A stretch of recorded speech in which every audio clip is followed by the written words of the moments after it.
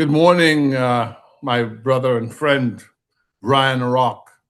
When I was growing up in Dominica, you lived right next to the Asapan supermarket on King George V Street, and we'd be passing and we'd see you and your brothers, and you all had that iconic Afro hairstyle of the day, and we called you guys up Jackson 5, but although there's three brothers, right? The three. Let me have the names of the brothers.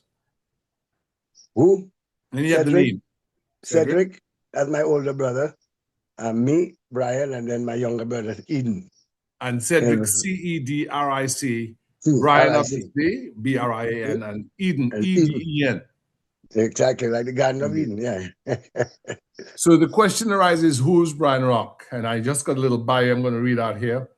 More than just a performer, Rocket, which is the nickname of Brian Rock, is a cultural ambassador using music as a tool to uplift, educate, and inspire. His voice is not just heard, it's felt. Brian Rocket Rock of Dominica, roots, rhythm, and reggae. Brian Rocket's Rock is the powerhouse lead singer and bassist for the internationally acclaimed reggae band Gizzae. Known for his rare ability to combine rich, soulful vocals with deep, rhythmic bass playing, a unique style in the world of reggae. Born and raised on the lush Caribbean island of Dominica, Rocket grew up in a musical family where instruments and harmonicas were part of daily life, where instruments and harmonies, rather, were part of daily life. By age 12, Rocket was already performing live as a singer and bass player. He began his musical career with his brother's group, Stool, before stepping up as a lead vocalist for Dominica's legendary band, the Swinging Stars, a cornerstone of the island's music scene. His talent eventually took him to New York City, where he co-founded Mojanaya, one of the most influential reggae bands in the city during the 1980s and 1990s. At the same time, Rocket became an in-demand session musician, playing bass guitar for Bruce Springsteen's iconic band, Born in the USA album, contributing to the Rolling Stones track Too Much Blood, and recording with Carly Simon, a testament to his versatility and work in producing world-class musicianship. Later, relocating to Chicago, Rocket joined the Ethiopian roots reggae band Gizzae, first as a bass guitar, and then stepping into the spotlight as the group lead singer and frontman. His deep connections to roots reggae, combined with a commanding stage presence and lyrical consciousness, makes every Gizzae performance an unforgettable experience. His simultaneous singing and bass playing, an uncommon and highly skilled feat in reggae, adds another layer of authenticity and power to the band's sound. Brian Rocket Rock's journey as a musician presents us with a rich tapestry of Caribbean heritage, global musical collaboration, and an unwavering dedication to spreading messages of unity, love, and resistance. From Dominica to New York City, from Springsteen to Gizzae, Rocket remains a true force in modern reggae. And for that, brother man, we give thanks. Good morning to everybody here today. It's a pleasure and honor to be here with you, Gabriel. I'm ready to share some of the journey that took me to where I am today, which I am extremely proud of. Yeah. Well, we're very proud of you, and I just wanted to say to those who will listen to this, growing up in Dominica in the 1970s, Brian Rock was the teenage idol of all the girls, because when that's funny. When Brian stepped on that, I remember, we were moving from Lapo Cabuit and street bands like Steel Band to bands playing. I remember the first bands that played on the truck In those days, there were Humber, Bedford trucks. Was the swinging stars. Yeah. And Brian would sing calypso, but he would also do something because Dominica, for those who are not aware, is an English-speaking island in North America, right? So North America is made up of Canada, the United States, Mexico, and the Caribbean islands. In the Caribbean, right. And in the English-speaking Caribbean islands, in that period, on Dominica was a music store and bookstore called CB's, owned by Hesketh Kazmi. Hesketh Kazmi was the band, later became the band leader of the Music Lovers Government Band, which was a marching band. Yep. But when we were kids, he owned a bookstore where you could get Ebony magazine to see, Donna Summer, Jackson 5, James Brown, Jet magazine. Jet magazine. So we were part of a North American, African American vibration in that we were getting our musical inspiration from, earlier on in my father's time, they listened to Satchmo, Louis Armstrong, and Duke Ellington, swing and rag, But by our time, we had, rhythm and blues, R&B, George Benson, Midnight Train to Georgia, Rainy Night in Georgia, ABC 1, 2, 3, Michael Jackson 5, Marvin Gaye. So what Brian would do is, aside from singing, he was the first person as a child, 11, 12, 13, that I heard singing pop music on top of the swinging stars truck. Yeah. During Carnival, in addition to calypso. And it went down very well because he sang the pop music with the calypso rhythm and with the brass and the lead guitar and the rhythm guitar and the drums. It was a sweet sensation. It worked. Yeah. It worked very well. And Brian, I thought it important for us to have this interview so that young Dominicans could get a sense of that time. I said to my wife, I said, listen, we grew up with Michael Jackson, but guess what? We had our own Michael Jackson, and he lived right next to Astafan Supermarket, and his name was Brian Rock. And he and his brothers had this, the Jackson 5. It was three of you. Jackson 5, you had an afro. Beautiful afro. Beautiful. So Brian, when were you born and where were you born? I was born in Rosa, Dominica, right? Which is like the capital city of beautiful island of Dominica.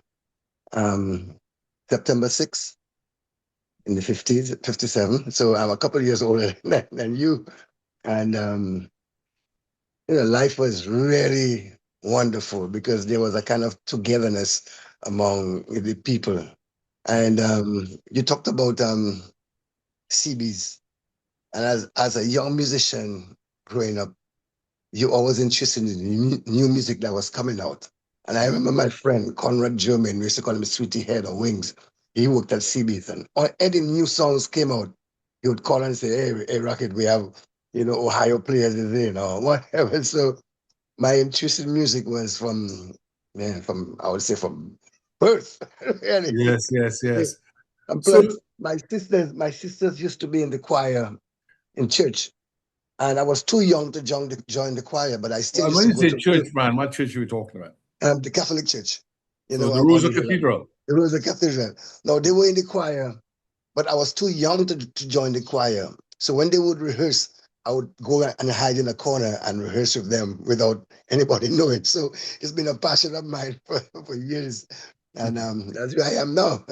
So Brian, let us have the name of your mom and dad and then your siblings. Okay. My mom is modeling Fingal Rock. And for the older generation, they might know Teacher Fingal, which is like my grandfather. Yes. Her father from Portsmouth. They used to live in Portsmouth and then located to Roseau. And my dad is Fingal. G-A-L. And how do you spell modeling? Maudlin. Okay. Now, and just a quick note, her brother Clem, who was a surveyor who just passed last year, he would come to the house and play his guitar, and I would be like, "Oh man, I want to learn to do that." So anyway, that's my mom's side. My dad, Philip Rock, who was the postmaster general for a couple of years in Dominica, and we have 6 of us in the family. There's Irma, who currently resides in England, and there's And Anthea, Brian, when you give the names, give us the spelling, just, you know. IRMA, Irma Rock. And then my other sister, Anthea, Anthea. Then my other sister, Marilouise, Marielouise, not to be confused with Marie-Louise Rock from Loda, but that was my third sister. And then my older brother, Cedric, Cedric. And then my younger brother, Eden. And we all was involved in music, some way, And somehow. Eden is as in search of Eden, Eden. Yes, As a matter of Eden, fact, yeah. your cousin is the judge in Canada, Irvin Andre. Irvin Andre, Yeah, Yes, Lenny yeah. and I think I think he might be in Dominica now, or he was. I know. well, he goes back and forth, you know. Back and forth, right? Yeah, because his mom hit 100 last year, and he always told me that he's related to the Rocks. And our first book in '92 was In Search of Eden. So Eden is a name. Well, just to let you know, just a quick note. My dad passed 2 years ago, a week from his 100th birthday. My condolences. And my mom is going to be 101 in September coming. She lives in Atlanta right now. Amazing. For those of you who might listen to this in time to come, since about 1990, Dominica has been recognized as one of the places on earth with the highest percentage per capita of centenarians. And I think it still has that record, maybe as the country with the highest per capita population of people who are 100 years and more. You know, Elizabeth Israel, I think, was supposedly someone who lived. They claimed 125, others say 115, but she was very old. She was born when Ulysses S. Grant was president of the United States. She was born in 1875, something like that. You know, but in any event, you know, I think it has to do with our water, our soil, and our air. Dominica is a nature island. That's why we call the book In Search of Eden, because we consider Dominica to be Eden-like, you know, a very pristine country. Brian, so there were 6 of you, 3 girls, 3 boys, mom and dad. Were your parents from the Leeward Islands, or were they of Dominican antecedents way back? Do you know? Well, I think from what I've researched, I think my dad really came from West Africa, but then I think his family was from St. Kitts. Okay. Because I think that is where they had the slaves and their sugar plantations or whatever, you know.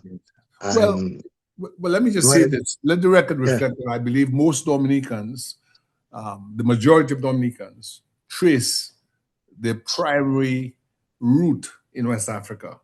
But what's interesting is that modern genetics shows that the people in West Africa themselves moved. So when I did my own genetic tracing, a lot of it started in southern Ethiopia.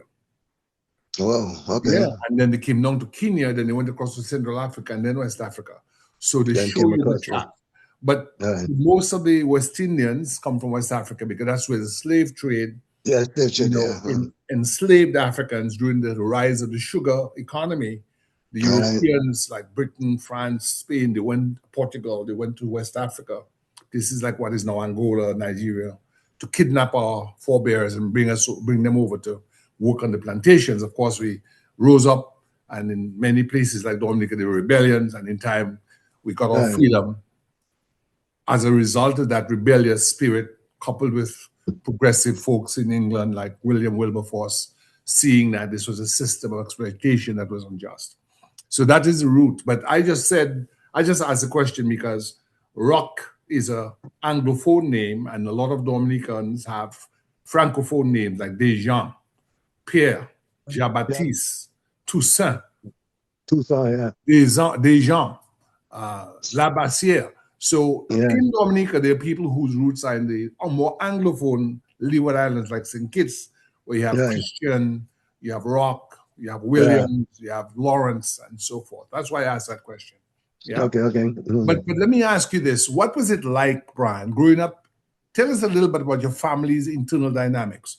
Your father was a postmaster general, which was in Dominica a very elevated position to hold in the civil service. But what about your mother? What did she do? My mom was a homemaker. She stayed home and made sure that we had clean clothes to wear out, and and make sure that we ate every day, and but she was a disciplinarian. Yeah. My dad was always easygoing, and sometimes he would beat us with his tie. Yes. No, Brian, let me tell you, just so people can get a picture of the Rock family. When I grew up in Roseau, you lived on King George V Street. Is that right? Right. Correct. Yeah. And just so folks, and you didn't live, so Dominica is an old slave and colonial society. So for those who need to get some positioning in the socio-cultural framework of the time, the better classes, that is the folks who were considered the bourgeoisie, lived on King George V Street, right? Am I correct? The bullies, correct, yeah. Bullies the and Shillingfords, the Shillingfords and so on, right? Yeah. So if you are living on the frontage with a veranda or a nice porch, you're generally considered part of that sort of milieu, that sort of upper class milieu. Right. And then behind the big houses, you had the servants' quarters. Am I correct? Yeah, you did. Indeed. So when you lived next to Astafan, you lived on the frontage, you were right on the street. Yep. And you had a pretty nice house. Yeah, yep. I remember we used to have, I hate to call it servers, but we had maids or something like that, and if I could call it that. And I think that was employment too for them, because some of them in the countryside, the ladies in the countryside wasn't doing anything, but they come down to Roseau and they could work and live and make money while, so it would have made sense, because with your father being Postmaster General, as I said, in the colonial setting, that was a quite elevated position. And I remember, as a child, going by your house. It was a pretty nice house on the frontage, so it was not servants' quarters. It was an elevated house in the sense that it was commodious, and it was. Describe the house to me, so we can have a picture. All right, we stayed upstairs, and we rented the downstairs, facing the road to the jeweler, Mr. Waldron. Yes. So he had his business under the house. At the back of the house, we had the maids' quarters. So, Brian, stick a point in that.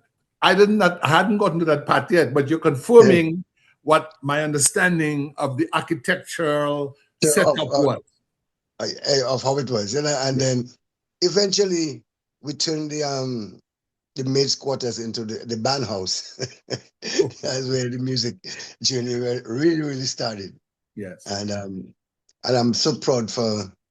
In fact, I used to ask my mom how she could take that noise, that music, from 9 in the morning till 9 at night, and she told me, I always knew where you were.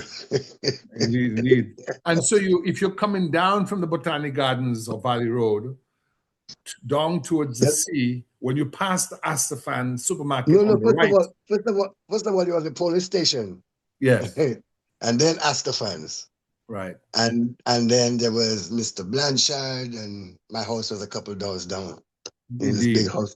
Plus opposite the surveyor, Mr. Winsky. I think he was from Poland. That's right. Karol Winsky was a Polish immigrant who was chief in Crown Surveyor. He was a Crown Surveyor. Exactly. And which is now the Dominica Labour Party building. I see. Didn't know that. Yeah. No, so in the 1970s, I remember, as I said, you would have you would be sitting. I'd see you and your brother sitting on the step. You had a step or on the veranda, and you had the iconic afro in the mold of Michael Jackson at the Jackson 5. Tell me how you got to perfect. I would say your afro was maybe of your family the best afro in Roseau. Other than a guy called Hilarion Deja from Mali Deja and these guys. Mali Deja and Hilarion. Yeah, they had some. They were giving you stiff competition. Yeah, it was no competition, but I think that came from the same music, Michael Jackson and so coming out, and he was, the main man in those days, and I guess, follow fashion, Tell me what were the musical influences on your family. You mentioned earlier that your sisters, Irma and Mary Louise, and what's the other one? Marilu and Anthea. Anthea, that they were singers. They were members of the Roseau Roman Catholic Cathedral choir. But Choir, yeah. other than that, let me ask you, did you attend music school or ever go to the Christian musical class? I never did. I was self-taught, and I think it's because of my uncle. I told you, I remember him coming over to the house with his acoustic guitar and playing, and my sisters would sing with him, and so that's where it really started. But if you wanted to buy guitars or guitar strings, you would go to the Christian musical class to purchase items. Yes, right there. I think it on River Street. I think it was there. At that time, it would have been on River Street. What do you remember about Lemuel McPherson Christian, who wrote the music to Dominica's Dominica's national anthem? I don't remember too much because I was probably like in my early 8, 9, 10 years old, So I do remember the history of him. I've heard of him many times, and I know some other people who had went to his school and learned, to play. But I'm self-taught, and yes.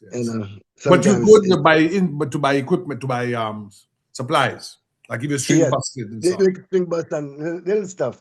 But in those days, musical equipment was so expensive, and I really do remember how my brother and the band Wooden Stool got equipment. I don't remember how it happened, but I know it was in my downstairs, which gave me access to every instrument, because it used to be such a free place that, like I said, my mom knew where I was. So I'd always be playing, and musicians would come through and play.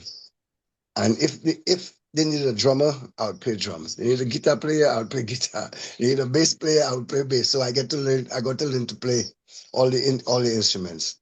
Indeed. But in those days, the 70s, especially the 70s, when the Woodstock movie came out, that changed a lot of things musically for musicians. Everybody wanted to do that. So you're saying that there was a movie that came to Dominica that portrayed the iconic rock festival held in Woodstock, New York. In Woodstock, New York, right. Tell us about that. From Jimi Hendrix to Santana to The Who to Richie Havens, and we saw that movie probably like about 10 times at the Carib Cinema. Yes. And the Carib Cinema, for those who are listening to this, was one of the 2 primary cinemas on Dominica. The other one was in Arawak. Yes. And they were both on Kennedy Avenue. Both on Kennedy Avenue, one up, one down. Yeah. Yes. So I think later there was a cinema in Portsmouth called RBD, but we didn't go there because we were from Roseau, correct? Correct. No, I remember going to RBD to see a movie that never came to Roseau at the time. But anyway, RBD used to get the good movies first. Some of them I don't know why, but But anyway, that movie kind of set, well, for me personally, you listen to all different kind of music, and you get a sense of, you listen and you understand how people, how they write, how they compose, and that kind of influence your writing skills and your musical understanding of how the bigger musicians did it. So you try to strive at that level. But there was Mandrill, there was Tower of Power, there was Isaac Hayes, OCB. Oh, that was my favorite. Osibisa. Let me ask you a question, Brian. You're not necessarily going in sequence, but before we leave the Woodstock impact, tell us about how that affected Dominica and the festival that was held in what was then called Newtown. Speak to that. Man, that was such a big festival, and I think it's because of that movie that influenced Loftus and the Harlem gang to put that festival together. As a matter of fact, it was called what? Give us the name of the festival. I think it was called Harlem Rock Festival. Harlem Rock Festival. Yeah. Right? So from that time, it would have been maybe 72, 73, if I'm not mistaken. Yes, correct. Harlem moved, or people moved from calling that area of Roseau, on Roseau South, Newtown, to call Yeah, anything to Harlem. to Harlem. Harlem. Yeah.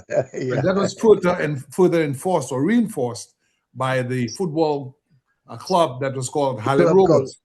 Harlem River, Harlem Bombers. Yeah. So Yeah, Harlem Rovers or yeah. Harlem Bombers. So you're saying to me that the music festival actually changed the name of a major suburb. Exactly. Exactly. And the people always looked up to America and always feel like they want to be like America, and which in that time wasn't too much of a bad thing, but you know, so that's how it all started. And a lot of the musicians, the older musicians right now, played on the Harlem Festival, Harlem Rock Festival. Tell Guys us how like long that festival lasted and what was so interesting about it. that was 3 days of live music. We even had a band from Antigua come down. I think it's Lavis Conk Brass or one of them the Nomads. We had so it was a huge, great festival, and musicians got to show off their skills on that festival. Thanks to Loftus, Gramax, and Exile one wasn't around, but Gramax, Wooden Stool. Yes. What And you're was talking the about other the one? late music entrepreneur Loftus Emmanuel. Loftus Emmanuel. God rest his soul. Yeah, the But son of the famous industrialist of dumb fruit canning factory called Leopold Money God Emmanuel. Money God, yeah, yeah. Indeed. So that was held on the Newton Savannah, and I remember as a little boy, nighttime you're getting ready to. I did perform there, but I did perform with some musicians, Philip Norris, Bruce Norris, and I think Styler Rock, and myself. We did like a three-piece thing. I wasn't in Wooden Stool yet, or any of the major bands. I was just kind of learning the way. And I think a lot of the other musicians performed there, which was great for everybody because, it was, oh man, you bring me back right now, which was a great time in my life, I must say. How old would you have been at that time? You'd have been at the SMA? I probably, SMA, I was 11, 12 in SMA. Well, let me. So when we say SMA, we mean, for those who St. listen, Mary's it's Academy. St. Mary's Academy, which was the Roman Catholic run high school in Dominica. It was in those days, it was one of only 2 high schools for boys. The other one was my school, the Dominica Grammar School. Right? Grammar School, yeah. So let me ask you, Brian, let's get back now into your early days. You were born in Roseau. Yes. And did you always live on King George V Street or no? I always lived there, yeah. Okay. Always lived all my life till I moved to America in Indeed. 1975. Let me ask you, where did you attend school at the earliest you can remember? I think I was at a convent prep, I don't know exact. No, first I know I did do Miss Burton's school, which was right on the corner by the convent prep. And then I went to convent prep, and then from there, I think. Let me stick a pin in that. Stick a pin in that. All of you went to the convent prep, or just you? Yeah, all of us. And again, just so those who will be anthropologists and sociologists and historians listening to this recording, that again was indicative of the social status of the Rock family, because the convent prep was where the wealthy families and their children. It was a division of the Roman Catholic Church's education system. The Roman Catholic Church ran several schools. For instance, they ran the St. John's School in Portsmouth. They ran the St. Mary's Academy for boys. They ran the oldest high school in Dominica, which was a convent high school for girls. Yep. And the feeder school at the elementary level, from infant school through what in the US is called middle school, was a convent preparatory school. Short form was prep. But I remember as a child, it was a low-slung sort of shingle roof or shingle side building with a sweet lime hedge. It's a little red lime. When you hit on it, it was sweet, sour. But sour, yeah. You'd have the children of the better classes, so to speak, the elite in that school. So that all of you went to that school is indicative that the Rock family was a family of stature in the society. Am I correct? You would, I don't know, but I never felt that way though.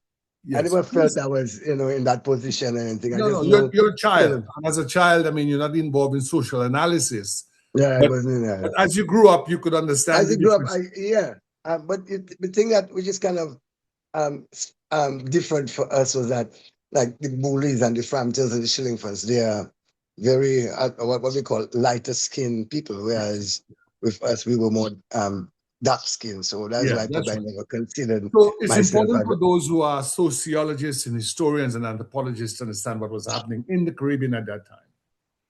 So after World War II, when people in the British West Indies, so Jamaica got the vote in 44. If you were age 21, you could vote. Dominica in 1951. And the people in the British West Indies started electing their own government. And at the moment that okay. happened, you found that the heads of departments that were typically run by expatriate British, white, People, okay. English Mm, people or British all right. people would be replaced by local people of color. And when I say of Right. color, they could be people who were of clearly African descent or people who were of mixed African European descent, like the Shillingfords and the Bullies and the Mm, Framptons. Sometimes people call them local white because they were lighter complected, because Dominica, like all of the British West Indies, is a society of class and color. So those yes. things, really sort of formed part of the tapestry of the society.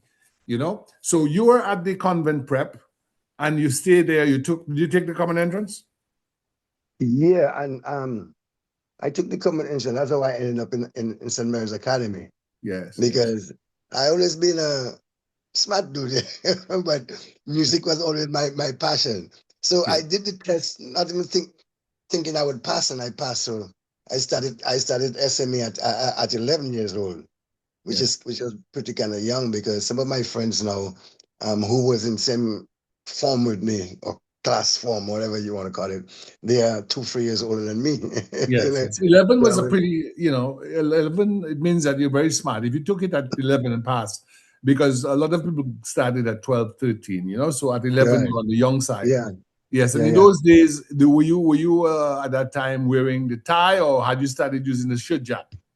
No, we were using the tie at that time, And that was a until blue tie, blue and a gold. blue tie with yellow gold stripes along it. Yeah, That's right. That's right. yeah, I think there were two ties. There's one that was where the stripes were horizontal, and then there's a silk that was a knit tie with a yeah. square bottom, and then there was a silk tie with the stripes going diagonally. I remember the stripes going diagonal.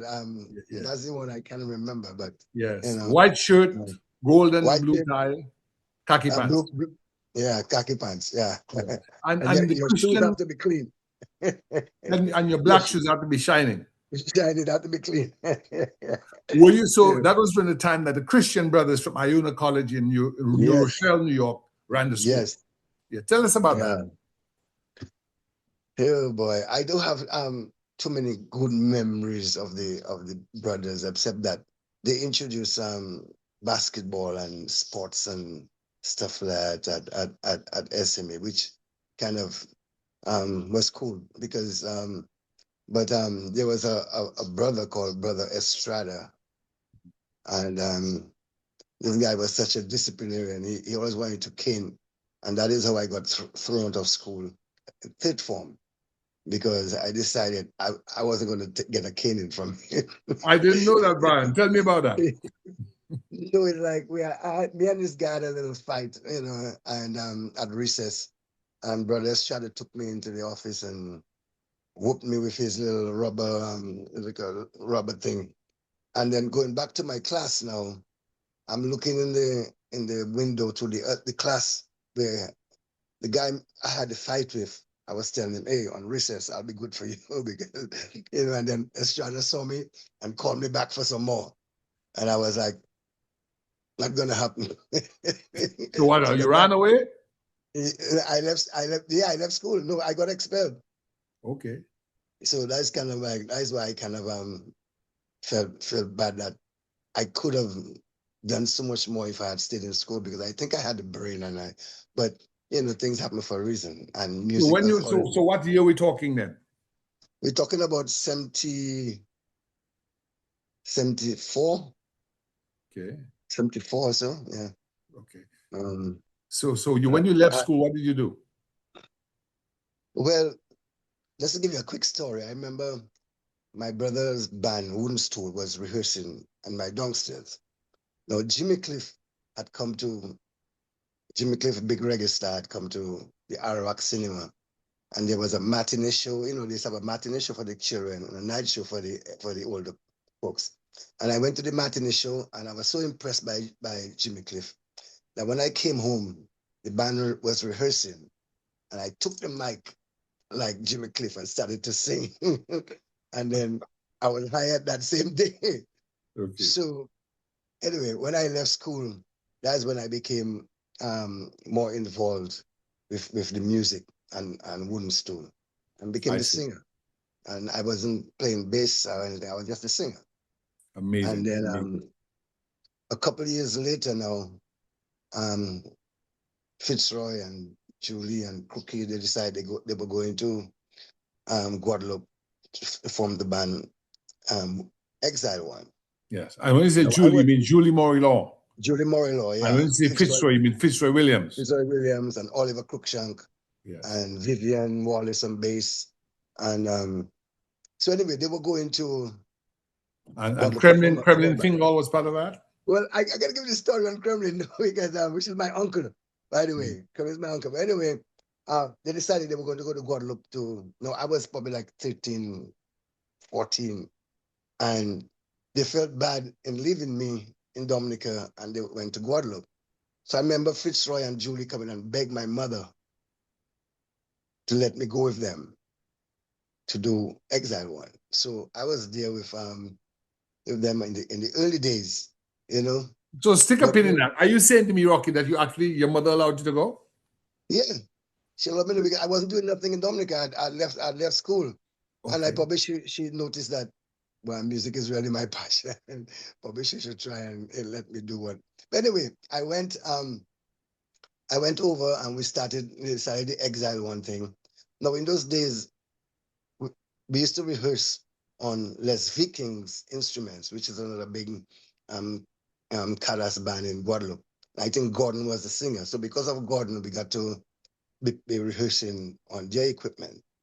But then somehow I feel as though there was something went on, probably some jealousy, and they told us we couldn't rehearse on their equipment anymore. So they decided, man, best we go back to Dominica and get the equipment that was at my house. Yes. So what kind of equipment did you have at your house at that time? I'm talking about drum set, bass amp, guitar amp, little stuff that to keep the band running. So we came back to Dominica to get the equipment, and my mom told me, "You're not going back." Oh, wow. I was probably there for about a month and a half. Now, also on that same Kremlin, a quick story, a Kremlin thing.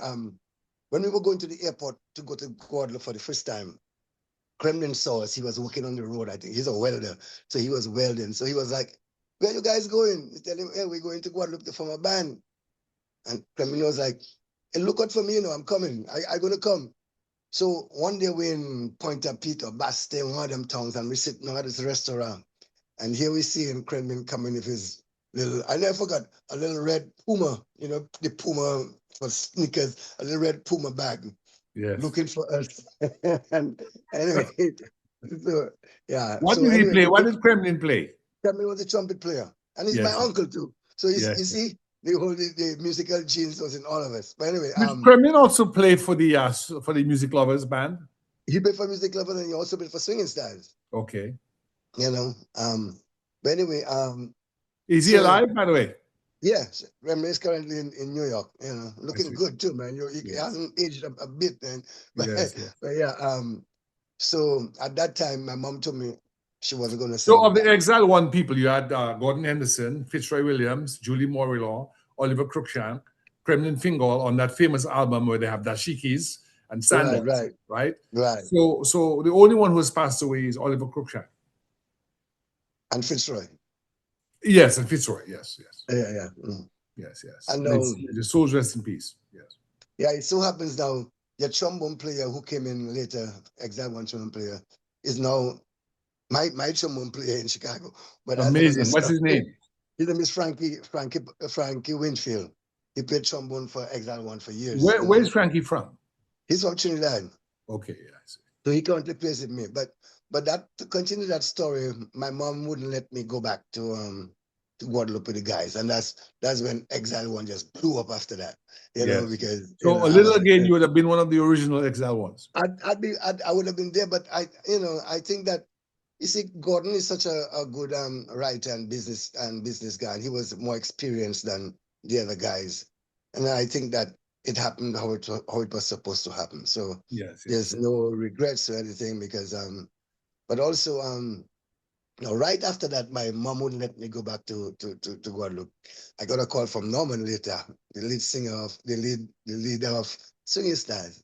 Yeah, and he asked me to and join in those days, for those who will be listening in the future, the Swinging Stars was considered the leading Dominican band. The leading Dominica band. Top, yeah. So do you remember before that there was a band called Gaylord's Power Union? Ooh, Gaylord was the best thing in the Caribbean at one point. Tell us about Gaylord's before we go into Swinging Stars. Gaylord's.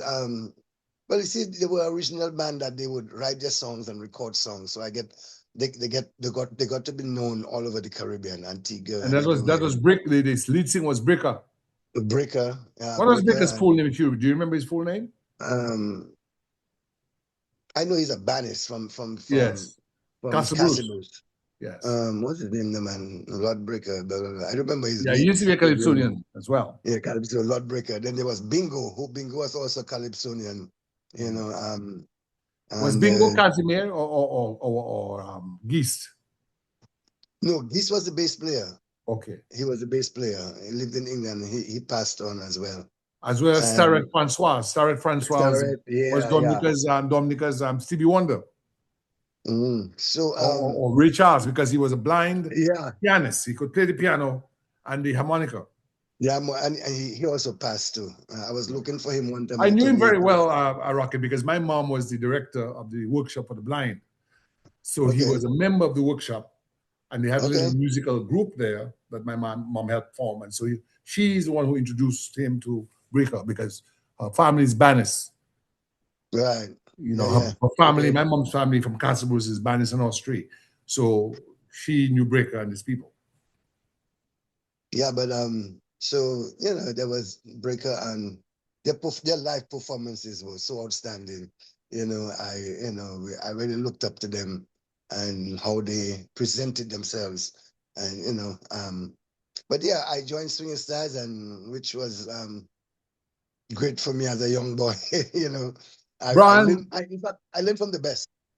Indeed. Brian, let me, just so you can give those who will be listening to this who didn't live through that period, there seemed to me to have been an enormous ferment of musical talent going on in Dominica at that time. I remember you, I remember the Swinging Stars, I remember Gaylord Power Union, I remember Vibrators, I remember Every Mother's Child, I remember Boys and Them. Tell us about some of the bands and give us some of the names. Naked Feet, that was the band from High Street down in Newtown. Then there was Liquid Ice, and I was up in Goodwill up there. Was Tony Liquid Ice involved with Tony Valmore, yeah? Tony Valmore, and then there was another band called Liquid Ice. What's the name? Right next to Liquid Ice, they used to perform. I forget the name. Georgie I Feel and all those young. Sandalwood. There was one band called Sandalwood. And that was just Roseau now. No, there was a lot of them that came, you know, there's Glamax and there was Black Affairs. And, you know, and then there was... Was there one called Blue Blood? Yeah, I think so. Black Blood, and... There's Black Affairs, I know. Black Affairs, but there was also Black Blood. Okay. And, you know, because my friend Lazo used to play bass, you know, with them. Then Grand Bay had its share of bands. So music was... Yes, you had Midnight Groovers. Yeah, you know, so... Bell's Combo. Bell's Combo from Maho, and, you know... And stick a pin in that and tell us about the influence in Roseau at that time of people like Fitzroy Williams and Gustav LaRock in the famous band called The Boys and Them. Tell us about that. The Boys and Them. Oh my goodness. Yeah, when the boys used to be rehearsing, it's like it was a concert. Everybody would be in the window and checking them out and listening to. And that's at the LaRock home on Great George Street. Right where there's the digital office right now. That is That's where the correct. band house was. That's correct. And Kitty Corner across the street from Frampton Watch Store. Frampton and Williams, what's the name? Paris Williams. Paris Williams had a Paris Williams had a sort of store where they sold bicycles like the chopper. yeah. So In those days, just so Dominicans would know, the stores in those days would have display cases. So in the display cases, you have mannequins of people, mannequin with their suits on and dresses for ladies, suits for men, and they sometimes have gramophones or they'll have bicycles in the window. So when you're walking by, you could look through the plate glass and see people, clothing on mannequins, and you could see items on display, something that has disappeared from Dominica. Well, at least, as you would say right now, we had things on the wish list. That's right. So Brian, just so we can give a description of life to Dominicans now, during the Christmas season, before Christmas Day, there was a tradition called window shopping. Tell us about that. Yeah, window shopping was such an exciting thing for a little boy. There was barons and there was Astafans, and you would plan your Christmas as to what the things you want to buy that you could afford, and hope, so oh man, that was a beautiful so Dominicans can understand what window shopping was. So there was a tradition of the stores like Barron's and Astafans and Fair Deal and Paris Williams and Framptons. They had plate glass. The glaziers would come in and they had these plate glass windows. And you could see bicycles, clothing, toys, dolls, little trucks, little cars. And you would start around maybe the sundown, maybe a month before sundown. People would dress up, leave their homes, dress up with their children, and they'd go around Roseau. The stores were closed. Window shopping. Shops closed. Window shopping. The stores are closed. You can't go in. And the display cases are illuminated by, of course, electric lights. Sometimes you'd have little decorations like sparklers and little tinsel and little flickering lights. And you would go around and you would write down or imagine that this is what you want. Your wish list, like we do wish list. Tell us about that culture, because that culture has died out, and that's why it's important for us to capture that culture. Tell us about that time. Well, I think the people were more together and friendly, and you go there. I mean, so there wasn't, you couldn't really afford a lot of the stuff, but everybody would just, it would be like a social gathering at night. We go out and you meet other friends and we talk about the stuff, the stuff we wished we had, and and we couldn't wait for shopping day, which is like Christmas Eve. Yes. Which used to be like the biggest day, in shopping day. Brian, you're at the epicenter. Brian Rock's family was at the epicenter. So let the record reflect, for those who will come later, that King George V Street was the main commercial artery in Roseau. So give us a flavor of what it was like on Christmas Eve, on shopping day, on King George V Street. That was the busiest day, and I remember seeing during the day of Christmas Eve. They would have a band and a Santa Claus on the truck, throwing candies and little gifts to people, and everybody's following the truck, and it was exciting. It was very exciting. I love that time of year. Do you remember something called Devil on the Sidewalk? Devil on the Sidewalk. It was a firecracker, and you threw it on the ground. Yeah. Tell us. Yeah, we used to get that at Red Store, I think, at Red Store, Barron's. When you threw it on the ground, it exploded. It exploded. Yeah. And then as a child, that was fun. You'd have kids running up and down with sparklers, these long sparklers. Yeah. Called starlight. Starlight. It was like a long incense stick. Yeah, incense. You lit it with the matches. Make the signs. Yeah. And there's also something called a cock gun. Tell us about the cock gun. Yeah, the cock gun was another one. You put it into it's like a stopper for a wine bottle. Yeah. Right? But that stopper, you stick it into the gun, and it has a little Gun. gunpowder in it. And when it Yeah. explodes, when you fire it, the little cork explodes With explosion too, yeah. and sting you. Yep. They also used to have the capsules, which is Yes. like you kind of you wouldn't have to reload. It just kept firing. Pop, pop, Yes, pop, pop, pop, pop. that's right. It's a little Which is like, spool. It's a little spool, like you have a spool of yeah, thread. But yeah. each of the, maybe every 2 millimeters or centimeters or 1 centimeter was a little round dot of gunpowder. Gunpowder, yeah. And so when you put the spool in the gun, and when you pull the trigger, once the hammer hits that, it makes Hammer an hits and explosion. it goes around. It goes around, Oh, you know. man. Those things are gone, you know. You don't see those things anymore.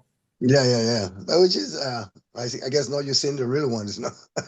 Well, Which is unfortunately, Tell us a yeah. little about the culture of cuisine at the time. What would you eat around Christmas time that you did not eat during the regular part of the year? Well, black pudding was always a big thing, and What is black fashing. pudding? Can you explain Black those pudding things? is blood that they cook with onions and green onions in a sieve and stuffed into the intestines of the cow, and I think you boil it Or the or you pig? steam, or the pig, or you steam it, Yes. and then It's like a the fat, sausage. It comes like a sausage. like a big sausage, yeah. I remember this used to taste good. Yes, As a yes. little boy, that was a And tell delicacy. us what the fashion is. The fashion was I don't know how to make it, how they made it, and is the cow skin. Yes, so it's the skin of the cow. They scrape all the hair off of Which it. is shaved off, They and shave that out, and then you put it in a broth with yeah, onions, garlic, mm, peppers, yeah, and it becomes like gelatinous, like gelatin. right. And And then I remember the gravy. The gravy was really, oh, really good. well, you have a Yeah. mastiff when you A deep that. mastiff bread, which is like, yeah. You keep that in the Then, sauce, but yeah, the skin is like a gelatinous delight, yep, and you go to the yep. market and they would sell you little pieces in a little bowl or whatever, and you A go, little container, yeah. little And then container. there was sauce, of course, until Sauce is pig's feet. the pig, pig snout That's and pig's feet with again garlic, onions, onions. Again, peppers. almost like the cow skin, how they did it, Yes, gelatinous. They cook it down until it's very soft, Mm. And there was a guy who was very famous called Boboy, Boy, long have we heard that name, boy. You have a big Boy. bucket, a big aluminum bucket. One Walk in the bucket, streets. you'd be selling the boudin out of it. Yeah. And the other bucket, you'd be selling the sauce. Tell us about that.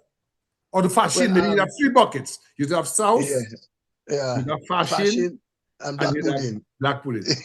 Tell us about, he was a, what you call an institution. He was on Kennedy Avenue. There's a place on Kennedy Avenue. Was it Kennedy or what's the other one next over? Cork Street? Hillsborough Street? Hillsborough Street. Yes. Yeah, I think, and those guys would walk around Russo and sauce, black pudding, Yes. and everybody would be running to buy there, before he runs out. Yes. It was a great time to grow up though in Dominica. Tell us about the society and what the society at the time was like that you recall. Well, I remember they weren't gangs, as to say gangs where people fight, but a group from different streets had their own little passes, that would want to dress up for carnival or have their own pretty outfits, and that was the competition, not fighting and stuff. And no. There was no drugs and fighting and guns and stuff. Yeah, there's nothing like that. Guys were, and people like to crack jokes and talk a lot of nonsense and crack on each other and laugh and this were I remember every street had theirs. There was Virgin Lane had theirs. Would you say, Brother Brian, that it was a very settled society? Very orderly, very little crime, no burglaries. I told someone that our parents had keys for the house, but I never saw them use the keys. We just pulled the door and go. Really, it's true. Tell us about that. Well, I tell you, my house was like, my mom always welcomed people. And my friends would come over. I couldn't eat unless they ate as well. You know, because of the music thing, so many people pass through my house, and you know, the whole place was just, you know, friendly. I think that we'd sit on a step in those days. I don't know if you were around, but by the Calabash restaurant. Yes, the big step. Opposite, yeah, the big step. Then there was another one across the street called By Trini. Yes. And By Trini was a hangout where we sit down and you greet people all day long. You know, you watch the pretty girls passing by you know, you tease. And what was the call? What was the call that guys would give the girls? What was what? The call. There's a call that guys used to give when the girls were passing. I always learned that women were Brian. Yeah. That was it. No. That was it. When you heard that, you know, you have to, the girl now as a girl. You have to turn around. You have to turn around. And them girls, oh man, they would show up there. That was the time of the miniskirt. Tell us about the miniskirt, Brian. Ooh, miniskirt was suddenly too provocative. Because it's like, man, them girls had some nice shiny legs, and them girls in the miniskirt, and they were hot in those days. And tell us about the bell-bottom pants and the Afro shirts. Ooh, bell-bottom. Oh man, those again. That comes from the Woodstock movie. You know that, you know, bell-bottom. Like you probably couldn't buy a bell-bottom in those days, so you would take your jeans, cut by the foot area, and add a piece of cloth. Add a piece of cloth to make it. It was like a triangle. Brian, this is an amazing memory. So just so the listeners could understand. So when the bell-bottom craze hit Dominica, people had their regular, what we call gun mouth. Yeah, gun mouth jeans. Straight jeans.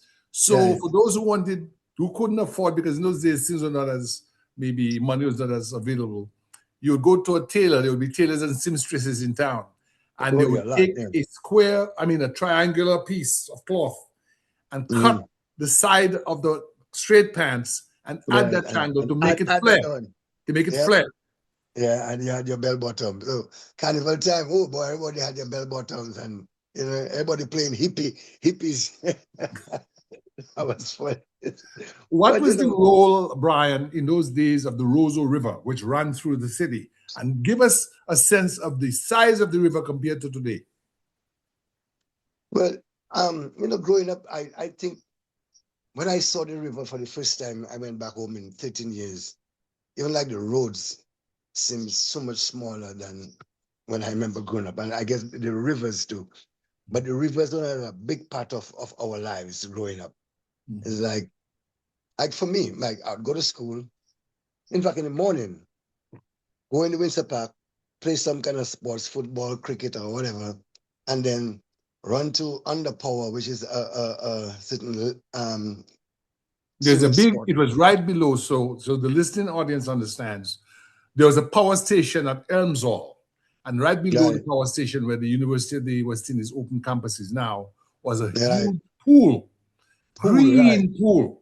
And guys would go on the rock, not Brian Rock, but they would go on the ledge and they'd dive. To the degree that the Volney guy actually hit his head once coming down. And I was there that day. Tell me. Well, guys, we were all jumping, but he dived. And then we seen him kind of floating along the river. And we had to run for him. And in those days, there wasn't no roads. There was a track. Yes. So we'd have to take him. That really happened at Champagne, though, which is a pool higher up from Underpower. Yes. And we had to track him without hurting him as much as we could. Young boys, and took him to the road to get him to the hospital. But but back to that river, groups different people would be at that on the river swimming or taking a bath, really. So I would take my bath and go to school, and after school. And I remember being there. I wasn't part of the rescue, but I remember being a young boy, I think, being seen carried away. Because Dominicans can understand, on a Sunday afternoon, there'd be hundreds of young people at the pool. At the riverline, yeah. Hundreds. There was Silver Lake, there was Champagne, there was Underpower, there was Under the Bridge as well. Big Stone. Big Stone, yeah. So there were different. So stick a pin in that, Brian Rock. Do you Yeah, know that Dominicans cannot maybe understand when we say that under the Roseau, old Roseau Bridge, old bridge, people could yeah. jump into the river? Yo, yeah, you could. And I remember you would probably take a tube too and go Yes. down the river. And when you reach under that on the big stone, it's like serious. Yes. I would say rapids. You know, Rapids. yeah. So that was fun, and I think that kept us out of trouble, though. You Yes. weren't out there, causing problems in the city. We also had something by the Botanic Gardens. We'll get to Botanic Gardens called the merry-go-round. Tell us about that. Ooh, I spent my life. You would have to pass the merry-go-round. There was the swings, and then that, the slides, Yes. and then the merry-go-round where you hop in and hop off, and they would spin as fast as they could. And And when you get off, your equilibrium is shaking. You'll be yeah, dizzy. yeah. And there was a So horse that went from side to side. that went for boom, boom, boom. Yep, yep. Yeah.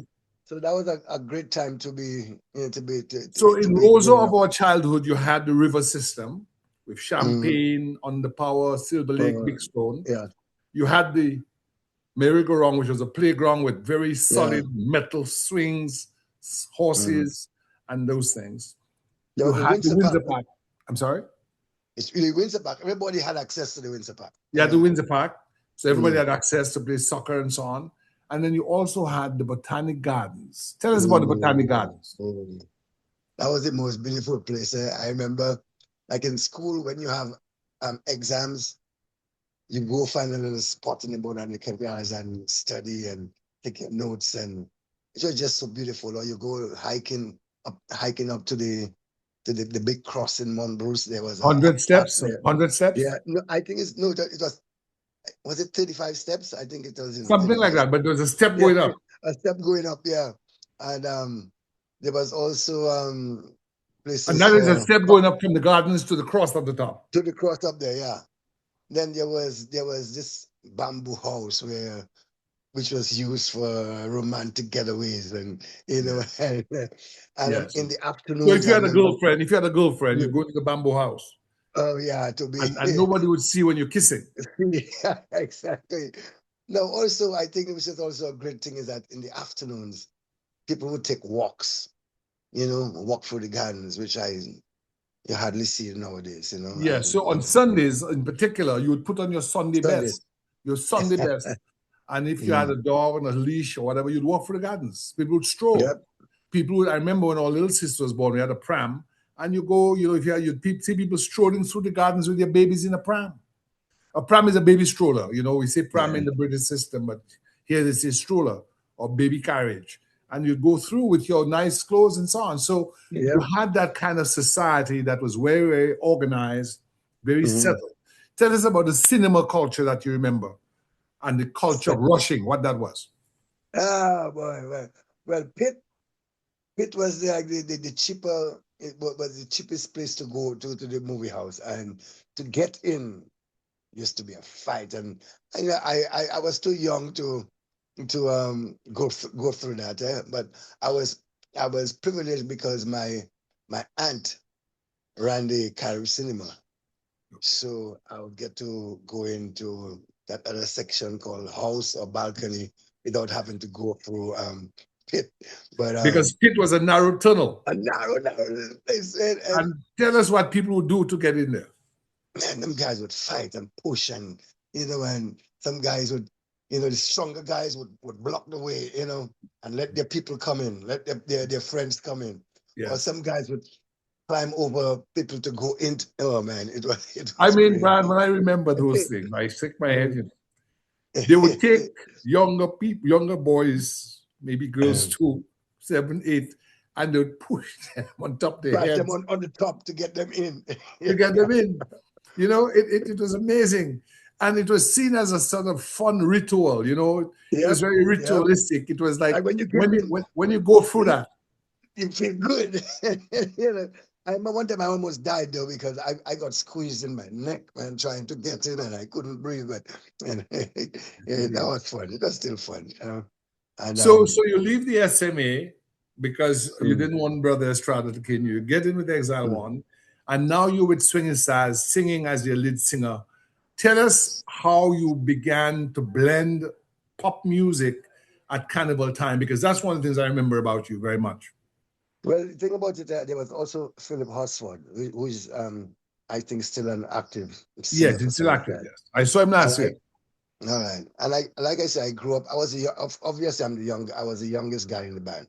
So there was Philip Hosford, Norman later, Bing Kazimi. There was Harry on bass. There was Malloy Cruikshank on drums. One time there was even Afi and Irby, Julie Matte. All three of them, they were there at one point. There was Pemberton. There was also Peter Green. So them is highly respectable musicians who I kind of Yes, I think Peter Green played the trumpet, didn't he? trumpet, exactly. So I kind of learned from those guys and watch how they conducted themselves, and they would choose the songs that they wanted to play. I was a young boy, so I was just doing whatever they asked. So that's how it came about, you know. I'd like to know where you got the notion. Oh man, come on. Rocket, let me tell you something. I remember you singing that song in Carnival, you know, but with a sort of combo calypso a different kind of tonality. twist to it. Yeah. Yes. You know, so you know, that's how it really Rock started. the boat. Go on, Rocket. Yeah. Sing it. Can you give us a little riff? Give us a little riff of that song. So I'd like to know where we got the notion. Rock the boat, rock the boat, don't take the boat over, rock the boat. And man, you know, Rocket in those days, you'd have the whole crowd going, and that was what you call last slap. Tell us about last slap. Oh boy, last slap is like, man, you wanted to cry, man, because you know it's over. It's the carnival is coming to an end. Coming to an end, you know, and man, I used to have so much fun on that truck because as a little boy, you know, a lot of other musicians are envious because here I am, and I'm on the boat, and I'm on the truck, and I'm leading things and teasing and. Brian, let me tell you my image of you. You're standing up on the truck. You have a microphone in your hand, and you have that afro, and that's Dominica's version of Michael Jackson has arrived. And we're coming, as you say, you know, last lap is the end of the carnival. The next day is back to school, Ash Wednesday. And you're trying to squeeze the last juice out of the last thing out of that thing. Last thing. Like you don't want it to end. Dominica's Michael Jackson, Brian Rock. You know, you're singing some of the popular African American or American pop songs in a calypso tonality. That is one. Rock the boat. Anyone else? Any other one you remember?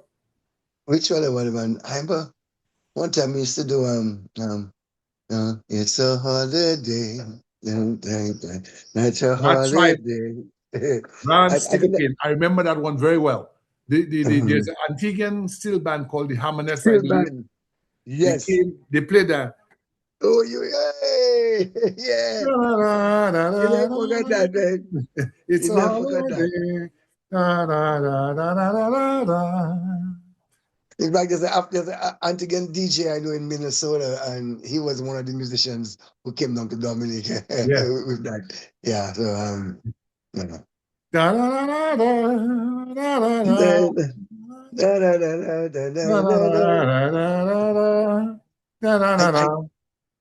think that was the Bee Gees, I think, you know. I think the Bee Gees from Australia that wrote that song. So you see, because of the American influence on growing up, we use those songs to cross over with people, you know. And I tell you, Wooden Stool was one of the main bands there because Wooden Stool, they played all different kind of music from, you know, all different. Whereas some people were doing, you know, calypso but Wooden Stool was, and I think that's why Exile One was such a good band, because the influence they would put from the American music into the Kadas calypso, into the French music. Yeah, into French music, took it to another level, you know. So I think I learned from the best guys there, Fitzroy and Julie Morillo, and then the swinging styles, you know. Indeed. So that worked out really good for me because, you know, it's the passion. Yes. You got to have the passion and you know, understand, you know, where you want to go. You know. Yes.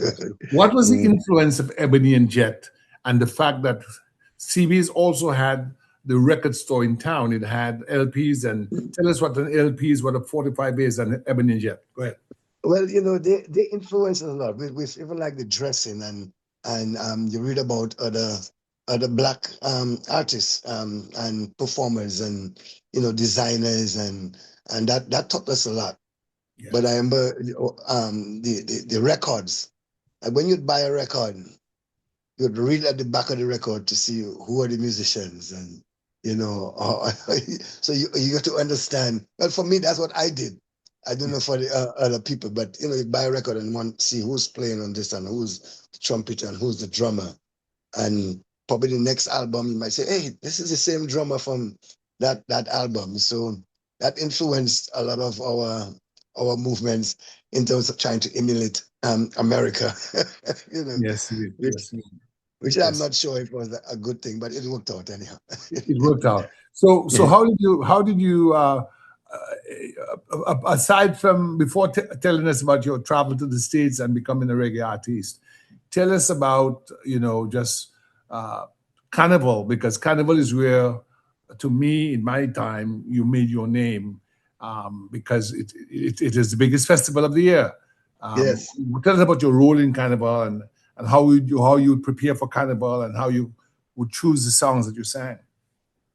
Well, I remember, I don't know if you remember, there was a club called the Green Grotto, which was up on the hill towards like the Bishop's Palace, as we call it. Yeah, Green Grotto was, I think, if I'm not mistaken, going up Constitution Hill. Constitution Hill up there, right. As a matter of fact, it was right close to what we used to call the White People's Club. That's right, Dominica Club, yeah. Yeah. So, but anyway, so from there, I remember as a young boy playing in swinging stars, Carnival time was the busiest time, and I was just a singer. And I remember one time we had like about 20-something shows in a row, and you're using your voice for 27 days. And I remember like by the 18th show, I couldn't even talk. I lost my voice, but then I have another 10 more shows to go, so, that I think that kind of helped me right now, because I could perform and I would hardly lose my voice. But that was a very exciting time, because you have different shows. You're in La Plaine, you're in Marigot, you're in Portsmouth, you're doing shows. Then you have Carnival City. Then you have, a lot of shows going up. Queen Show. When you go to the country, Brian, where would you sleep at a local home, or would you drive back home? Well, usually, like certain places, I would know people that we would sleep there. But it's like we come back. Dominica not that far. It's not like we're driving from Chicago to Maryland. It's like an hour 45 minutes on the road, and you come back, and we do different countries, different villages. Yes. And that was an exciting time too. Because so where would you all play, in the school, or? In sometimes the school, or even like the cinema, and like we played in Portsmouth, and we play in the schools. A lot of time the schools, the schools usually were the most commodious locations available. Right. So and even like with the band Wooden Stool too, we did that many times.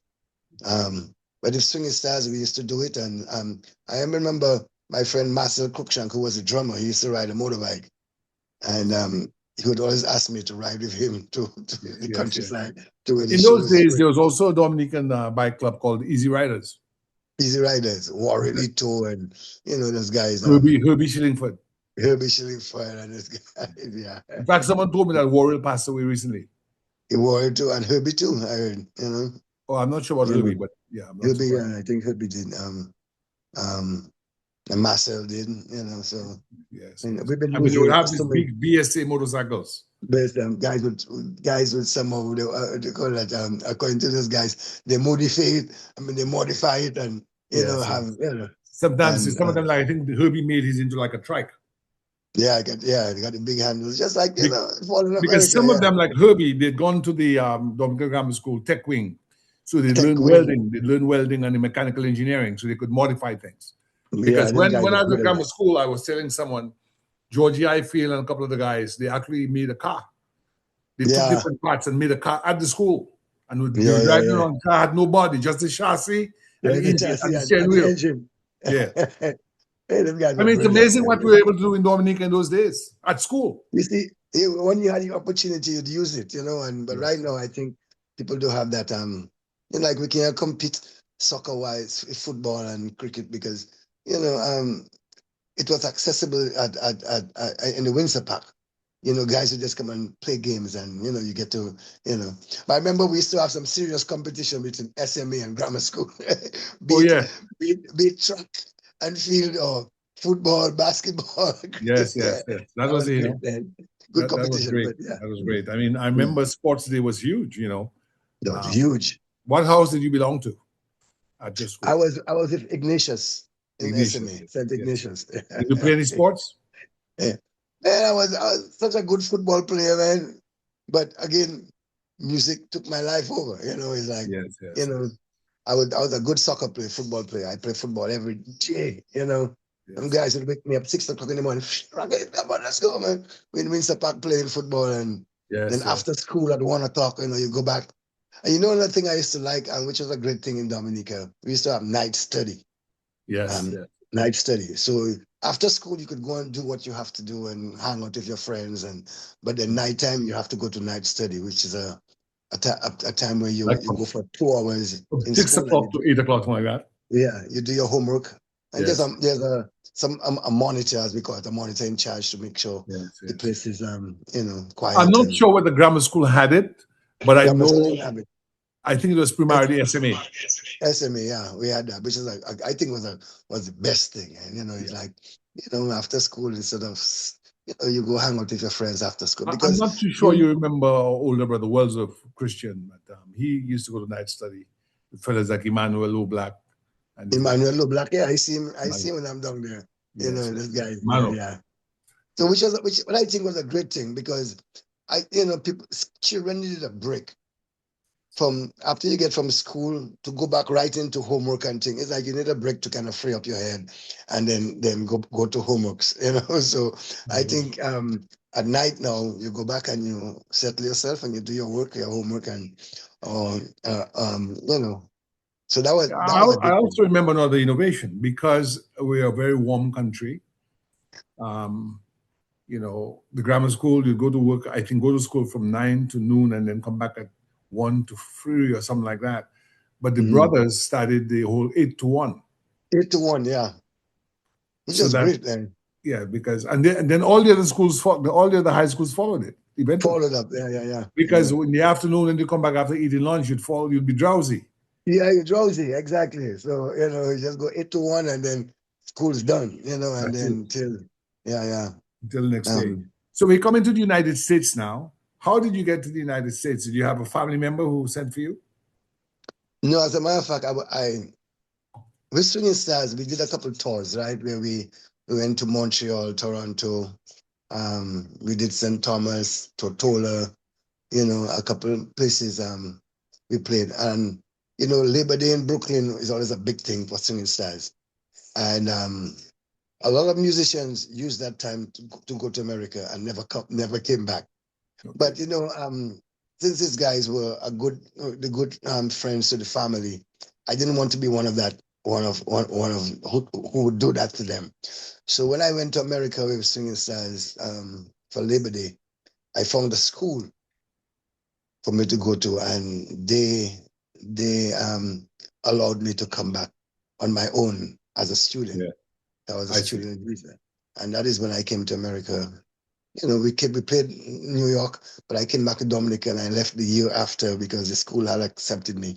I was supposed to be an architect.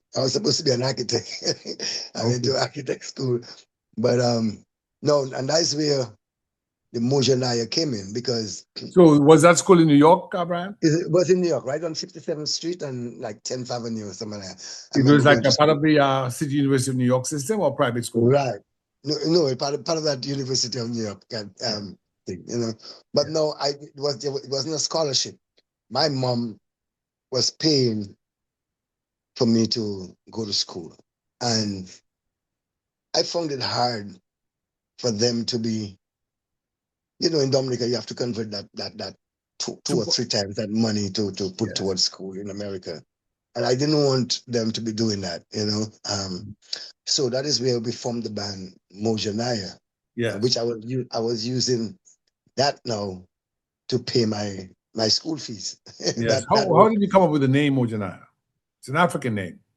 is a I remember there was a guy in the early days. There was this Tony Valmore. I don't know if you know. I Not know. Tony Del Sol.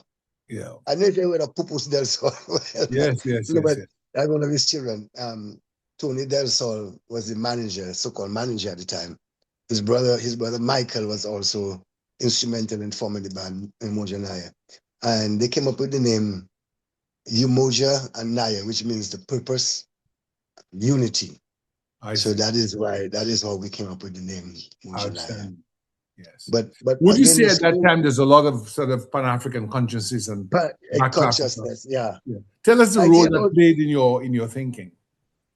Well, you know, I think because of when Rasta came to Dominica, Rastafari came to Dominica, people really looked down on Rasta because it was more like a street thing. But I think it started changing people's thinking and making them be proud of African, where they came from. Be proud to be an African. Be proud to be, a Dominican. Yes. Because you say that before that, in the colonial education system, we were not really told about our history or about Africa. Our history, and there was no pride in that. Right. Correct. As a matter of fact, people would look at you. I remember in Dominica in those days, they look at you. You're black and ugly. Is that not true? Of course, yeah. And it's amazing to see right now people following what Rasta was preaching 50 years ago. Indeed. But so that kind of influenced us on the Mojanaya thing, being proud of where you come from and being separate from, the other bands. Yes. And what year was Mojanaya formed and where was it formed? Mojanaya was formed in 1976, I think. 1976, and we had this guy called Elvis Dow Schaff, who was a great drummer. He passed away a couple of years ago. And then there was Bruce Philip Norris from Upper Goodwill, and there was Fat Boy Watty, Alan Watty. His father was he had a drugstore. Pharmacy, Watty drugstore next to my clinic. Right, so he was the keyboard player, and there was Ghana Fingal, who was also the singer. So Ghana, I think, went to grammar school. Yeah, he went to grammar school. My cousin too. Ghana actually, just so you know, he works in a bronzery, which he makes bronze plaques, and he actually made a plaque for my uncle, the musician, LM Christian. Okay, all right. It's great, and he actually did one for my dad as well, and he shipped it to me in Maryland, and I shipped it to Dominica. Big bronze plaque, Yeah, that's what he does. He been working there since in the late 70s or 80s. He was working at that company until they moved to Florida, and then he moved also to Florida with them.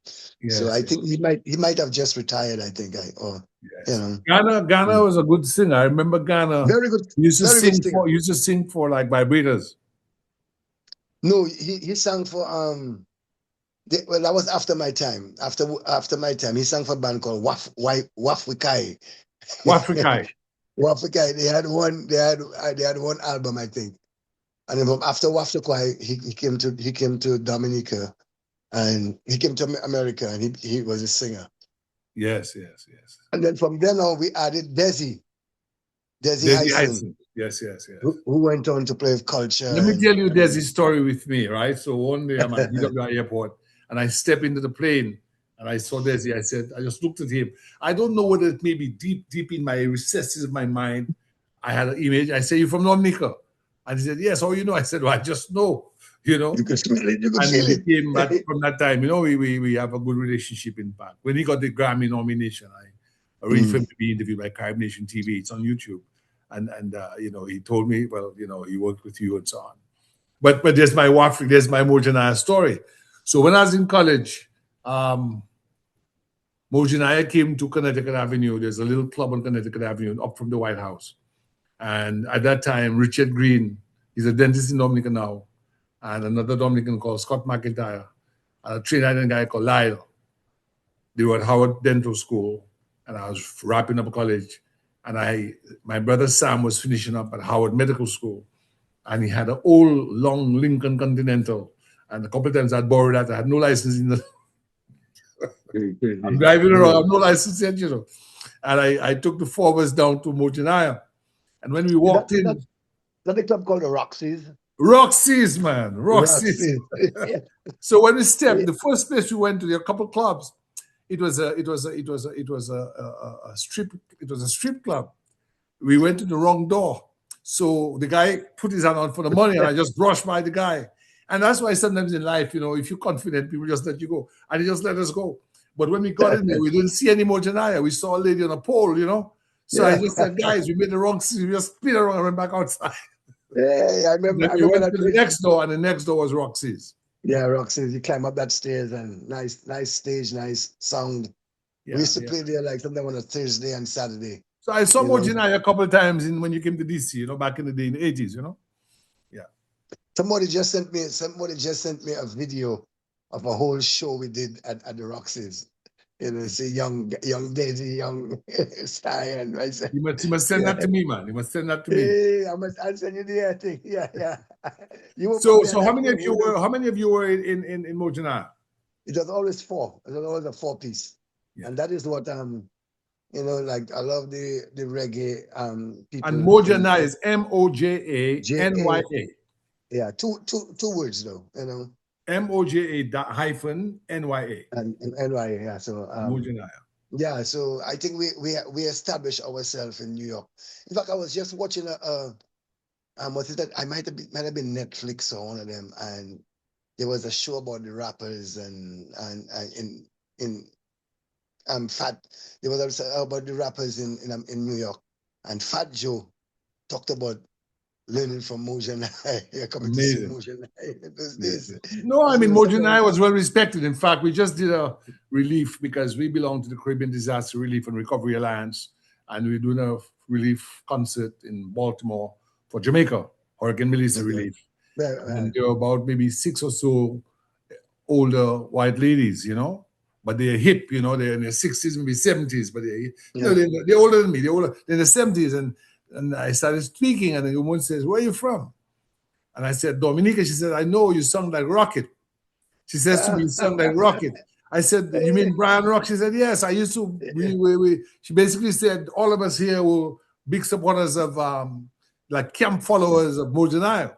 Yeah, you know? yeah. I guess when you would come down to the East Coast, further down to the Baltimore, DC area. Yeah, the crowd. We toured the whole East Coast, man, from Vermont to Florida, Miami, and back and forth, and South Carolina, and but I think also like you know what's interesting, Rocket? Let me stick a pin in that. When I came to the States in '82, African Americans didn't listen to reggae, you know. White Americans listen to reggae. Exactly. And then later on, African Americans caught on. Tell us why. You know, I saw Bob Marley at a show when I first came to America in 1975 at Central Park. There was a show they used to have every week. It's called the Schaefer Beer Festival, and Bob Marley was performing there. Nobody knew. It was an all-white audience, and I was never sure why, but you know.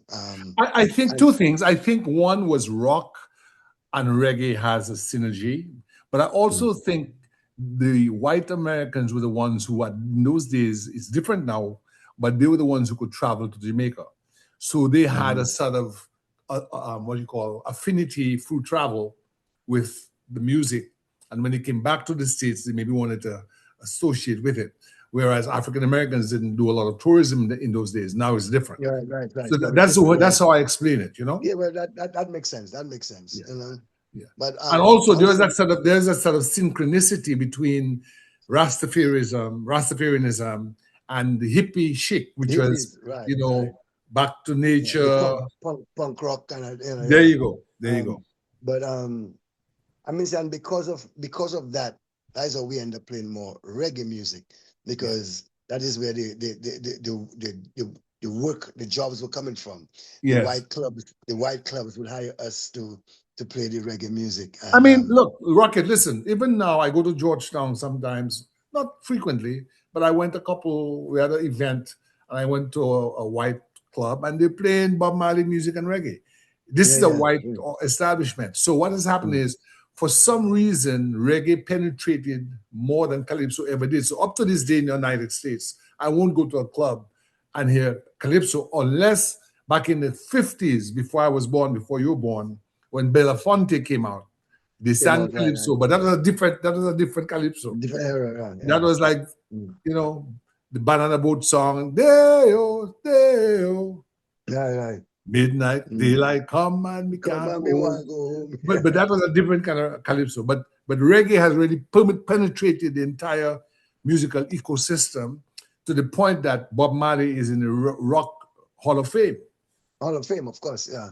No, but I tell you, even like with Mojo and I, and even like my band right now, with the reggae is more of a conscious smoke weed and made it calm down, whereas calypso was more of a rum drinking thing, and you go crazy and you go, you know. That's a very interesting comment, you know, because remember, young white middle class college educated person, they wanted to smoke their little weed and chill, and that reggae. Chill and calm, reggae kind of whereas calypso is more for, you know. That's right. Yeah, when you drink your liquor, you're on a different vibration. And I tell you, I use a little trick that I used to do, like when I'm playing live. You know, sometimes you play reggae, and if you feel like I was losing the crowd, I'd hit them with a calypso to wake them back up. You know, So tell us about tour in the United States. You say Vermont. Vermont, for those of you who may not be too familiar with the geography, that's one of the most northernmost, whitest states all the way up on the Canadian border. Tell us about the reception there and in general. You know, as a matter of fact, one day I have a Vermont story. We were playing in Vermont at this festival. And whilst we were on stage, I'm seeing a Dominican flag flying all over the place. I was like, what? So I decided, no, when I'm done playing, I'm going to find that person. Yeah. So I went after our show, and I found this older white woman,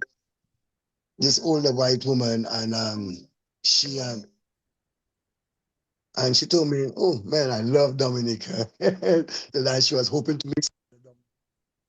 That was my Vermont story. But you know, we played Maine, come down Boston, New Hampshire. I don't know what has happened with the voice. Can you hear me all right? I can do Okay, good. That's good. Okay. Yeah. But but the reception in places like Vermont and Maine, very good, right? Very good, because again, you see, it was more of the white audience that knew reggae, and they was the one that would support reggae music. Yeah. And I still think it's kind of is a lot still that way though in America, you know. Yes. Yes. You know, which is like a shame, but yeah, we would tour all year long, and we had our booking agent was in Maryland, and he would book us with all the other great reggae acts, talking about the Mighty Diamonds and Burning Spear and Third World, and you know, we'd be. I remember one year we went on tour with Burning Spear for like 2 months. Wow. All across America. Then we also did a tour with Third World for about a month. It was an East Coast tour all along the East Coast. You know, I just met Kat a couple of years ago. We gave him an award. And when I met him, I said to him, you know, you remind me of Deathstroke. Yeah, he does, you know, he does. You always think so. But when I say Deathstroke, for those of you listening, that's Desmond Trotter, who went to SMA, you know, and was in the Black Power movement. He's now in Shashamane. I actually met him in Addis Ababa a couple of years ago, and I interviewed him. So his interview with me is on the internet. I think I saw that interview. Yeah, yes. But you know, and also because of my playing bass and singing, is a rare thing to find in reggae music, which I never thought about. I just love to sing and I play bass. You know? But a lot of the big Jamaican acts would come and find that amazing to see I'm the lead singer and plus the bass player. You know, I'm doing a pretty good job at that. So I remember one time we were doing a show in Manhattan, and the great Jacob Miller came to me and introduced himself, and spoke to me about me playing the bass and singing, and which kind of gave me more encouragement. So I do the music in the music run-ins. There's very few people that do that. I know there's Sting, there's Rick James, there's Paul McCartney. There's very few people that play bass and sing, and which I never thought about, but people showed me, hey, Rocket, you're not. So I think we developed a good following. Did you ever go to music school to learn to write the musical score? Or you play by ear? No, never did. Never did. Self-taught. Sometimes I'd go see bands, and you can learn from every band. Yes. Somebody tell me, man, that band sucks. So what? I'm gonna see. I learned something, probably what not to do. Yes. So I'm always a student. What countries outside the United States have you taught? Well, we went to West Africa with Mojanaya. We did Senegal and Gorée Island, which is like the island where your last visit, your last Africa you're gonna see before you head out. And then we also did Sri Lanka. Amazing. There are two. Is there a reggae scene in Sri Lanka? Man, Bob Marley run things. Wow. We had a very successful tour in Sri Lanka. They did a big concert by the beach, and sold out, and Mojanaya, and Gizzae, but amazing. Have you been to Ethiopia? No, I always wanted to. It always fell through, because we were always trying to go, because some of the musicians are, again, from Ethiopia, so had, but never got a chance to. What about other Caribbean islands? We did Dominica. Yes. That's the only place we did, Dominica. Was that during the Cruel Festival? No. We did no, that was Reunion 88. That's when Motion I came down to Dominica. Right. Whereas my band now, Gizzae, came down sometime in the 90s, like 96, 98. So Yes. Brian, I thought it would be good to do sort of concert in Dominica, because I really feel the Creole Festival has lost its way. It's now, sort of, it was initially conceived as a platform to promote Dominican music in association with other Creole music. But to me, now Dominican musicians, it lost its way, yeah. It's a big festival, but I'd like to see a festival where we have Dominican bands like Mojanaya and others overseas working with those locally, to really put forth a strong Dominican concert like the Summer of Love. I'll send you the link for that, because there's a very good documentary, and that concert we filmed as an iconic concert that preserves what's left of the 1950s, 60s remnant, because we have people who are playing from the 1950s, like I'm not sure if Bing Casimir and Norman Later are still playing. They may no longer play, but like Hospital, I still see Hospital on the stage. Hospital's been around for a long time. Something that kind of brings all Dominican musicians together. Do you think that'd be a worthwhile endeavor? Well, I think so, because I don't know if you know Dave Phillip. He's currently in Dominica right now. But we were trying to do a reggae. I know Dave Phillip. Dave Phillip on the SMA. He was in Canada. Dave Phillip, remember, he lived on Lee Gladly. He lives in DC, Maryland area too. Because that's Dave lived with me. Dave lived with me. Right. Because we grew up together, we grew up in DDLA. Anyway, we were working on a reggae festival where, because Dave played music, he played guitar. He plays guitar. So our idea was to bring all the musicians that the Dominican musicians that they wouldn't invite to Creole Fest. We would give them a chance to showcase their stuff on our festival.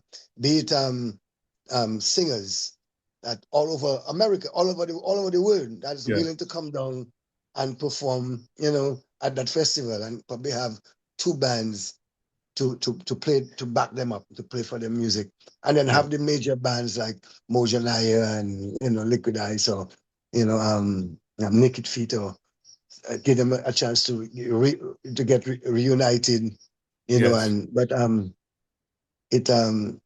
it fell through, but we still haven't given up on it, because no, I don't think we should give up on it. I think it's something that's needed, because Dominica needs, you see, music is a soundtrack of life itself.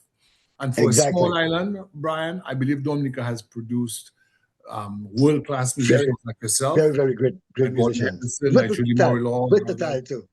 Versatile versatile, musician. You know. versatile. And so I Yeah. believe that that kind of Nature Island Music Festival, I'd call it, nature, because I want to put a nature Yes. for the natural, you That's know. what people plan Yeah, man, on. Nature Something Island like Music that. Festival, you know, could be a good way of changing the vibration in Dominica because Dominicans are very talented people, but oftentimes I think we don't have the self-confidence and we believe that we have to sell ourselves out to others, sell passports and do things quick, and those things don't last. They don't have the raw essence. Whereas if Right, we did exactly. that I think would bring the country back to that kind of kinder, gentler, more conscious country that we desire. Exactly. You know, I was invited for Creole Fest couple, probably like 10 years ago. And they wanted me to come down by myself without my band. And I refused to do it. I just like, no, I'm not gonna do that. I have my band, I would treat me like I'm somebody. So, and every year they keep telling me not this year, not this year. So I kind of gave up on even trying to perform at the Creole Fest. So I figure, It's really hey, sad, because I mean, you are. I mean, it's not. I mean, I mentioned the ladies in Baltimore last year, but it's not infrequent that when I meet somebody, they say, "Oh, where are you from?" And I say, "I can say, yeah, no, Mojanaya." People know yes, Mojanaya. Mojanaya mm, in the 1980s in DC was one of the yes, known reggae bands. yeah, I'm telling And you, to know that that is a band that has its roots among Dominicans, that was a very proud thing for us as yeah, students. yes, yes, I always said, boy, I got to sit and talk to Rocket because, you really represented the epitome of achievement in popular music back in your day before you left for the States. And since you've right, left the States, you've done very well in really promoting Dominican culture through reggae music. to reggae Because be it music. Ethiopians, be it regular, white Americans, West Indians, Mujinaya is very well respected, you know. Yeah, yeah. And And and all over, yeah. we're very proud. We're very proud of you and Desi and the other brothers. Yeah, So yes. coming to the end of this, because I think it's a good place for us to segue into what it is we'd like to see. But even before that, I want to extend my heartfelt thoughts and prayers for the recovery of your instruments. Because last year or 2 years ago, I saw a news report where you packed your trailer with your equipment, and when you woke up in the morning, it was gone. I woke up in the morning, it's right outside my window now. I'm watching the trailer. All right, good. I drank my coffee. Came back, it's gone. And guys to get in 5 minutes, man. But see how God works in mysterious ways. My son's ex-girlfriend, my son plays keyboards with me. His ex-girlfriend How many was a kids do you have, producer. by the way, Rocket? I have three kids. Give us your My names. I have a daughter, Kenya, who is a big businesswoman in Atlanta, and Kenya, my as two in other, uh, Kenya. yeah, Kenya, yeah. And Um, and then she's my the two first. sons. She has got houses, she's got restaurants, she's got a strip mall, she's got she's an entrepreneur. She's Very doing nice, very very good for nice. herself. And then my two sons, who live in Chicago, they're both musicians. One is more of a homemaker. He takes care of his two boys, which is What's like his six, name? and his name is Mosiah. You know, Mosiah, as in Marcus Mosiah Garvey. Marcus Mosiah Garvey, I see. and then my other son Isaiah is a high school teacher in Chicago. Indeed. He plays keyboards and plays with me during the summer when he's off school. But my both sons have studios at the house. As a Amazing. matter of fact, I'm excited to tell people that Isaiah, my younger son, is producing my next album, and Amazing. I'm so proud of what Amazing. sound I'm getting so far. Yes, yes, that's I nice. tell you, That's I'm so nice. good. Is your Thank you. mother, Yeah. what's your mother's name? Their mother was Mexican who passed when they were like 4 and 6 something. I'm so sorry Um to hear that. What was her yeah, name? yeah. Um Corinne Peltier. And you know, it's been, like I said, but it was a rough time for me because I was a single Corinne, mom. All Corine, right, NNE, yeah. and Peltier, And Peltier. yeah, like Dominica Peltier, Yeah, yeah. like Dominic, like Pee Wee Peltier and like Yeah, Joey TV Peltier and these guys. So so I had she them. was from Mexico or she was born in the States? She was born in the States, but from Mexican descent. And then she Yeah. passed from cancer when the boys were really young, which I don't think they, probably the older one remembers her a little bit, you know. My condolences. So, How did you yeah, all meet so in a reggae club? I reggae club, yeah, as a matter of fact, you know. Yes. And, but then I was a single dad for many years, which kind of held me back musically because I couldn't do too many shows because I have two young boys And a girl. to take, yeah, to take. No, my girl is from another mom. Her mother is from Tebow, as a matter of fact. Okay. Joan's first wife, like she's cousins to Starrett. So Okay. so anyway, I had them two boys raising, and I was kind of limited musically because I have two boys without a mother to take care of. So I tried my best until right now, my current wife, who is from Minnesota, helped me raise. What's her name? Her name is Jerry Ann. How do you Jerry spell it? Ann. Jeryann. Okay. You know. So she helped me raise my boy, which is like a blessing, you know, and because What they was the grew up maiden? What is Jerian's maiden name? um I Österreich. Österreich. So she's either German or Norwich, Norwegian. Yeah. German. In Her family was Minnesota, there's a German. lot of Northern Europeans, like Right. Swedes, So yeah, yeah. Germans, So Norwegians, she Danes. was her family is German, but born in Minnesota. But Yeah. anyway, but she helped me, thank God, helped me raise those boys. And because I think me being a single dad, I was too kind of out there loose and not disciplined enough because, you know, and I think she kind of helped me rope them in, and I think help them to grow up to the kind of guys that they are right now, Yes. which is a blessing. But you know, that helped me a lot, you know. But because of that, now I couldn't go out as much until she came into their life, my life, their life, and then I was able to go out and play music all over, and you know, go to Sri Lanka, and you know. I'm going to share something that is a discussion I had with Desi, your partner. Dominica is a very special country. Dominica is a country with a spirit that has to be respected and treated with kindness. Mm. I think if one grows up in Dominica and one doesn't embrace that spirit, one has missed the entire purpose behind being born in Dominica. Being born in there. Mm. Because Dominicans, as a small nation, have given much to the world. So one of the things that Daisy and I spoke about, and I think you will embrace, is a Nature Island Music Festival that deals with nature, because there are a lot of people with all this global warming and the destruction of the environment. There are a lot of human beings, Black, white, Chinese, Asian, Jewish, what have you, who appreciate nature for what it is. And if we focus on that and not try to be all things, to me, the Creole Festival now has become all things to all people. It's like a directionless sort of, you know, cacophony of song that doesn't have a soul. It's a money making thing. It's a money making thing. It doesn't have a soul. It is Right. dispossessed of a soul. So I really believe, because one of the initiators of the thing was a guy who was very close to me by the name of Eddie Tullo, Isa Eddie Tullo. Yeah. It's a bookstore, Frontline Bookstore. I Yeah, was man, the first Frontline, president of Frontline. Mm. Oh, He was the general manager as the president. And then I came to the already, States. Yeah. I will send you the magazine, the last magazine we did. I'll send it to you because I scanned it. So I'll send you the scan.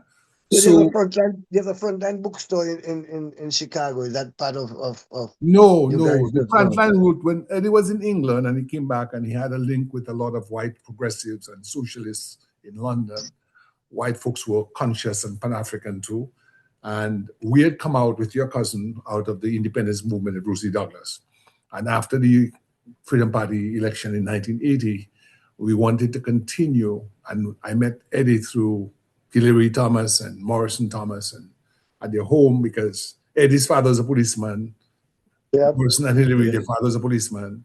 Yeah. And, you know, we lived on that Dave's father was the chief of police. They feel it, Chief you of know. So police, we part Dave of that father, whole yeah, kind of yeah, connection. My dad had been a yeah, police, and my granddad had been a police. So we were the children of people from that strata, but very radicalized. And I talked to Eddie about trying to get a bookstore going, and he said, "Well, I have some people in England who can help us," and that's how we started. But Eddie was a very conscious person, very conscious guy, yeah. very Pan-Africanist and progressive, you know, socialist in his inclination.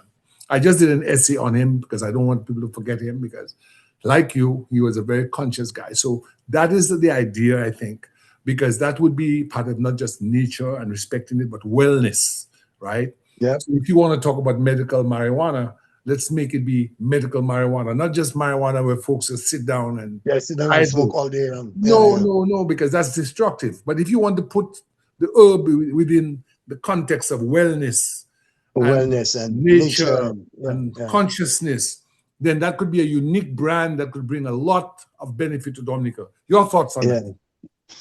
Well, of course, because even like I tell like in Sri Lanka, right? People come to Sri Lanka for healing.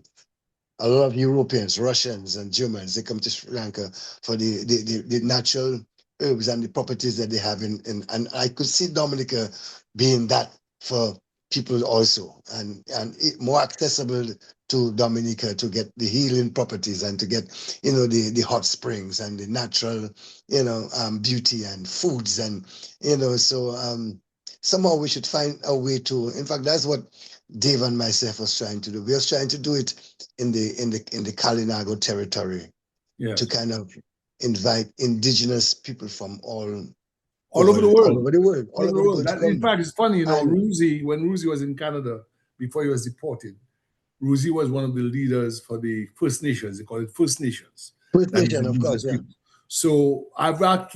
So we've got an organization called Rebuild Dominica, and Yeah. we got two Kalinago students into a boarding school in Mississippi, and last year we worked with Julius Garvey, Marcus Garvey's, and we brought him there to speak as the convocation, the Founders Day speaker, and we met the students, and I sent you a little video. And we also brought two Afro-Indigenous students from Colombia as well, because we do work in Colombia. So Dominica could be that place. And the Kalinago territory is unique in many respects. I'm not sure Dominicans even are aware that on the mall, the Smithsonian Museum of the Native American Indian has a space, a room dedicated to Dominica. Are you aware of that?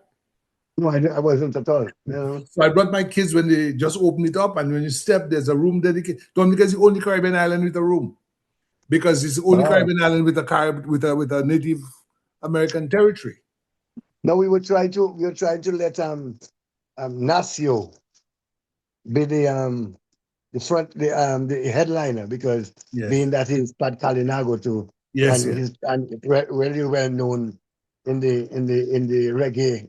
We met Nacio here in DC at the Navy Yard area when the kids were young. That's why I met Nacio. Yeah, he came to jam, you know. But of course, he's been in Dominica. So Nacio is well respected. Nacio once went to Sierra Leone and 150,000 people showed up, something like that. You have to see, very popular.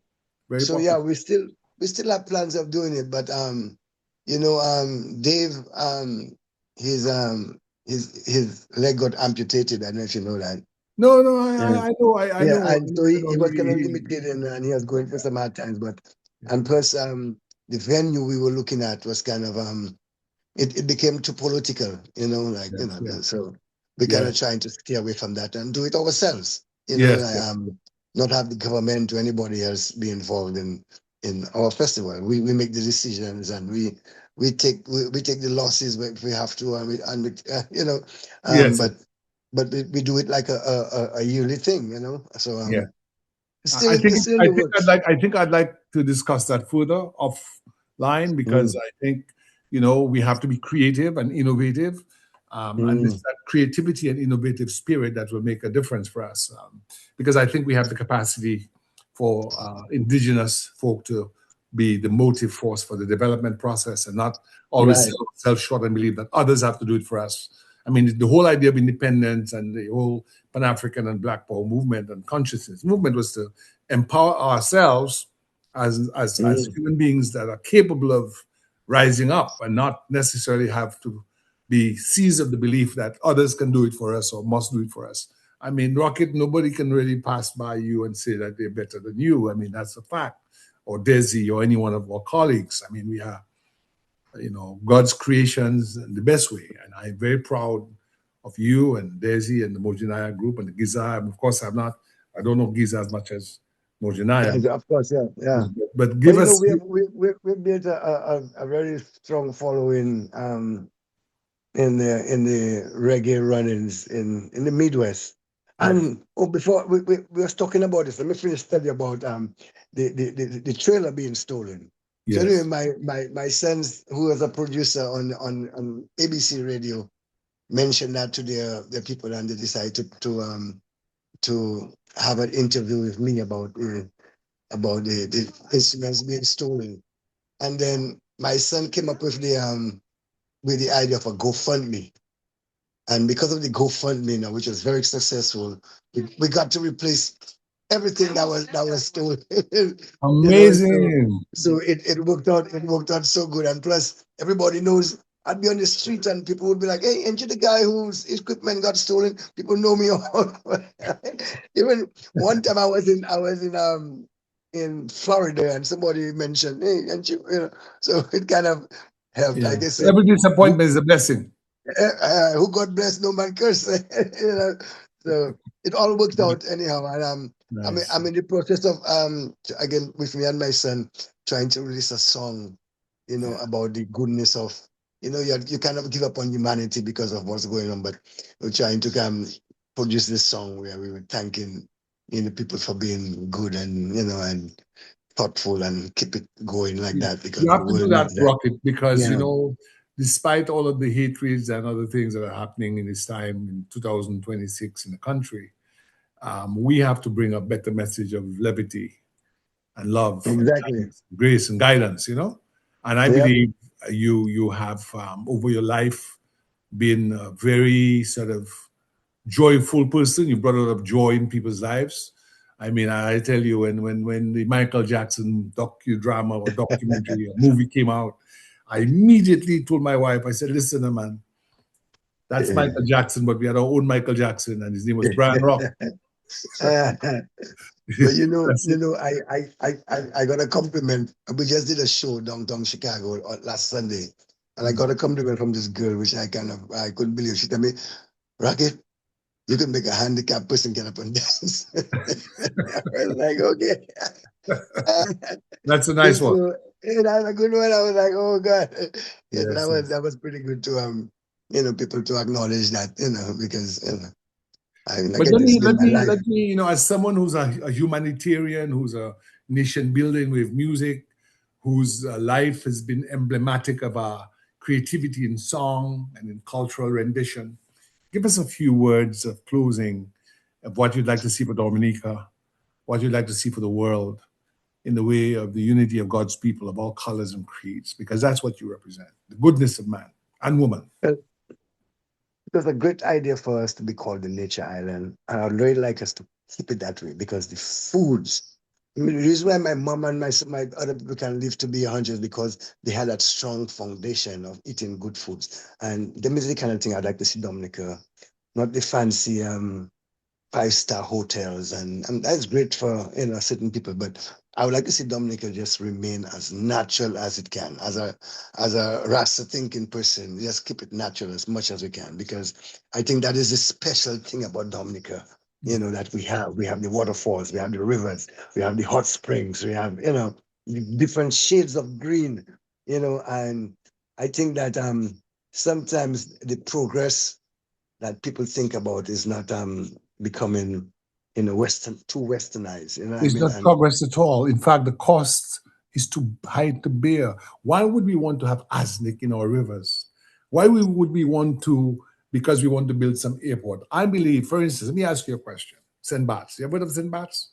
Yes. Does St. Bart's have an international airport? No, you're right. Okay. All the rich people go there. Oh, Rocket, you could have fooled me. You could have fooled me. So man, listen, all the high end. I mean, you and I can't afford to spend a night in those hotels. It's like 5,000, 10,000. Yet they have no international airport. And so a lot of people don't understand that progress doesn't mean big. Progress doesn't mean that you do what others do. You have to find your own unique road to progress, right? And that's what Nashu was saying about this airport thing, because I've always been of the view that we don't need that kind of airport to develop, that we are high-end, high-value. We are not a mass market. Dominica is not mass market. Mass market is places like Bahamas and Jamaica and DR, where they have all these beaches and they have a different vibration. We are a mountainous, very fragile country with a very fragile ecosystem. And when we start chopping down mountains to build an airport, for whom are we building that airport? Thank you for you saying, you took the words from my mouth, because I'm, what's happening now in Dominica is very destructive and is very ignorant, because the folks don't listen. Dominica is not an ordinary piece of land, my friend. Dominica is being destroyed before our eyes, in my view, for pipe's dream, for fool's errand. What we have to do is understand Dominica is high-end, high-value. It is to be a place that we can preserve, that when people have been scorched out in Europe and scorched out because the ecosystem has been destroyed, where will they go? Where will they go? They want to go to some place that's different, better. They don't want to go. I mean, an American, this, and I'll be very blunt about it and call it political. I heard recently they wanted to make a golf course and this and cinema in the gardens. In the gardens is nonsense. In the gardens. I chose to live in Loda, and they say up there have the one of the freshest, one of the top freshest air in the world. And I'd like to see it kept that way. And it's like, just preserve Dominica. Don't try to be like, Barbados and Antigua. Them people there, they have their thing going. That's good for them. But then, we have to take care of ourselves, and I think we're going in the wrong direction, honestly. Oh, big time. Where you see what happens is, I mean, I'll call his name. Roosevelt Skerritt said he wants Dominica to be like Dubai.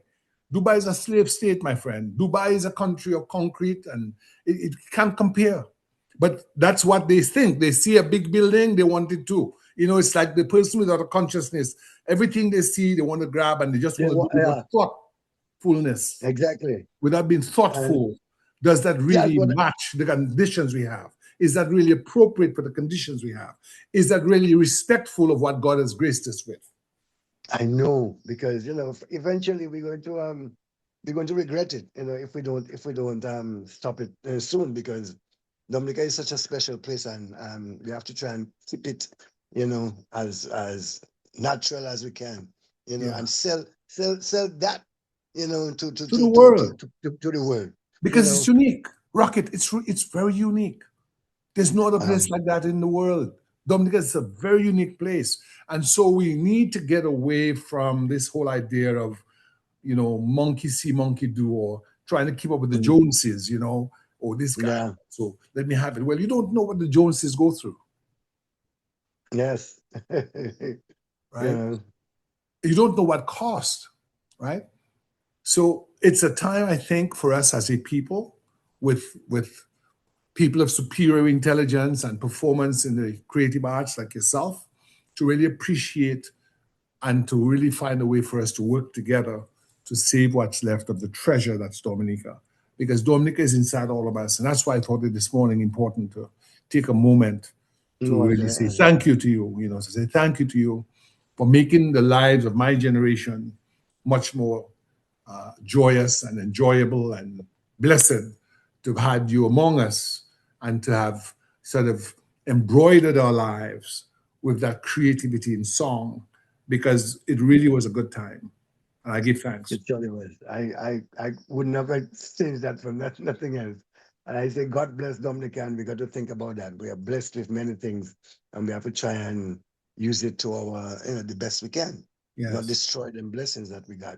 But it was a pleasure and an honor to be here with you, Gabriel. Honor is mine, my brother. Very proud of you. Very proud of you. And I mean, Rocket, I don't want to impose, but is there any one of those, let's say, favorite early songs that you sang that you could just, for those who didn't have the honor and privilege of hearing you back in those days, you gave us You gave us a little piece earlier on Happy Rock the Holiday. boat, Yeah, rock the Rock the boat, Boat. and it's a holiday. Well, in terms of the American songs, I remember we used to an Isaac his song. No, that was 50 something years ago. So I don't remember. What's your But favorite song that you've created in the past time that you would like to maybe, or you consider your best song? well, I'll tell you, I look at my music. I probably have over 100 songs, and I look at my music, my songs as like my children. So what is very thoughtful to me is how they were created at the time, Yes. that they were made, and certain ones fall different, that I am more proud of certain ones because of where it came from, Yes. because, artists like is taking nothing and making it into something. And there's a song, oh man, I don't know. So, In fact, I Rocky, have let me ask you, what is the art of a, creation? Do you like sit down and then you write out the lyrics and then you put the music to the lyrics? Or do you do it the other way around? Where you get the tune? most of them I do the other way around, because, you listen to the radio and you hear a song and it's like, why do I like that? Why do I like that song? It's because of the voice, because of the drums, the drum beat, or is it the bass line? And then from there now you start to create your own style. So that for And then me, and then you go on the guitar and start strumming? Or? keyboards, because I think I'm better at keyboard. I used to be guitar, but bass is 4 strings, so it's just notes. Whereas guitar is chords, you play different chords. But the piano, the keyboard, I can actually see the notes, and I know how to I wouldn't call myself a keyboard player, but I can maneuver. So from there you go on to that, and you play what you hear in your mind, and you try and figure it out. And now, which I think is probably harder to do than doing the lyrics first. Because after I have the music now, it's like, what do I want to sing? Because of the style of music, do I want it to be a love song, a rebel song, a dance song? So now then I have to find lyrics to fit the music, which is harder for me. So usually I do the music first, and then try and figure out where to go from there. That's right. But, And you've got a catalog, and you've got the stuff. Yeah. And today in fact, yesterday I was reading something, and they say if you have a catalog of music, you're a potential millionaire, because all you need is one song to hit, and then everybody wants to go back and hear get your catalog. So I have hundreds of songs, I'm telling you, because like in the winter I live in Dominica, up in Loda. Summertime I come up here to America for shows. And in the winter, I write so many songs because, I'm just home up in the mountain, such a nice environment, cool breeze. And so where are you now? Are you in Chicago now, or are you in Dominica? I'm in Chicago right now. And I have shows. I have so many good shows. Chicago Museum of Contemporary Art, which is like a big place, to be performing. I have so many good shows. I'm going to Nebraska. I'm going to South Dakota, Minnesota, Indiana. I love Midwest. In Dominica, I get to write. I write a lot of songs, and when I come up to Chicago in the summer now, I try and give it to the musicians where we can rehearse and go for them. Yes. But, which part of the country, which part of the U.S. is your favorite where your performances? Well, at first it was Chicago, because Chicago was in fact, Mojanaya was the first local reggae band to perform in Chicago. And then from there, Chicago became the reggae capital because there's so much live reggae music. But Minnesota is probably a pretty nice place to play, though. Minnesota. I've never been to Minnesota. It is very nice, very natural. Because it's a very musical town to with Prince and all these guys. When we perform there, we get huge crowds. But is there a vibration about the people in Minnesota that's kind of kind and receptive? Oh yeah, they're much nicer people. Hey, my wife is from Minnesota,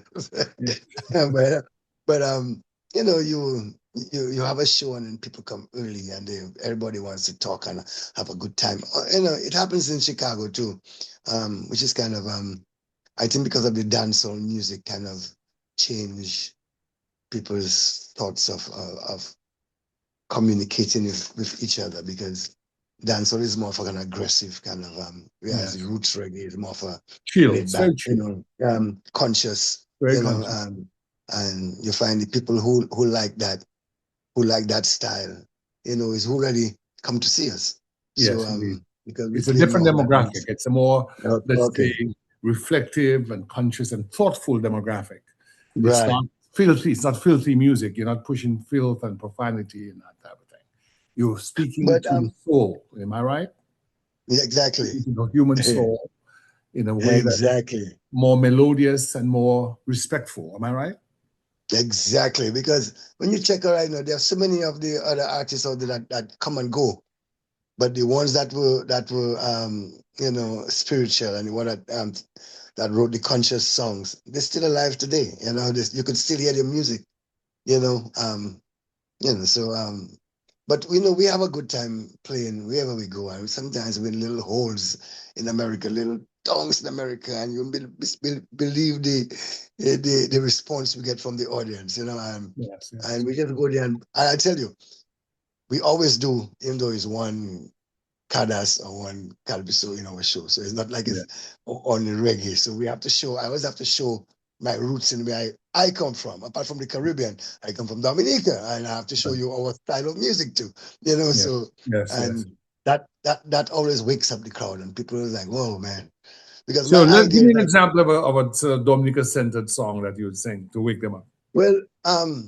well, apart from me writing my own Kada songs, we play one of Grammar songs. Me day by boy day by boy, that just rock the crowd, man. And and I think that kind of separates us apart, because we I think about Gizzae, my band right now. Motion and I was pure reggae, but my band right now we kind of switch it up. So, and I think that catches people by surprise, and because my idea of when I'm doing a concert, I want for when you see you leave, you say, man, I had a good time. That band was good. And how many members of Gizzae, by the way? All right. I have a pretty international kind of Caribbean band. Give us the names and where they're from. All right. My friend Frank Winfield, who used to play trombone for Exile One, who is from Trinidad. Then I have my son, who plays keyboards. He's born in Chicago, Isaiah. Then my drummer, I used to have Sty, but Sty moved on. And my drummer is from St. Lucia, Melo Francis. Then my guitar player used to play with WCK. His name is Martindale Olive. And then what is his last name? Olive. He's from Petit Soufriere, Martindale Olive. Okay. And then my other keyboard player is from Haiti. Then I used to have a girl playing saxophone. What's the Haitian's name? Do you have the Haitian's name? Joe Songtrack, he called himself on TikTok, and big time, Then I used to have this girl playing saxophone. She was from the First Nation, Cherokee. She's like a Cherokee, And then what's the name? Do you have a name? Destiny Pivonka. Anyway, wicked on the saxophone. I'm telling you, if I had to play Dominica, I'd make sure I bring her, because that girl was so good on the saxophone. Then I have a trombone player from Ghana, who sometimes sits in with me. So I have a very diverse of musicians. Do you have any Ethiopians?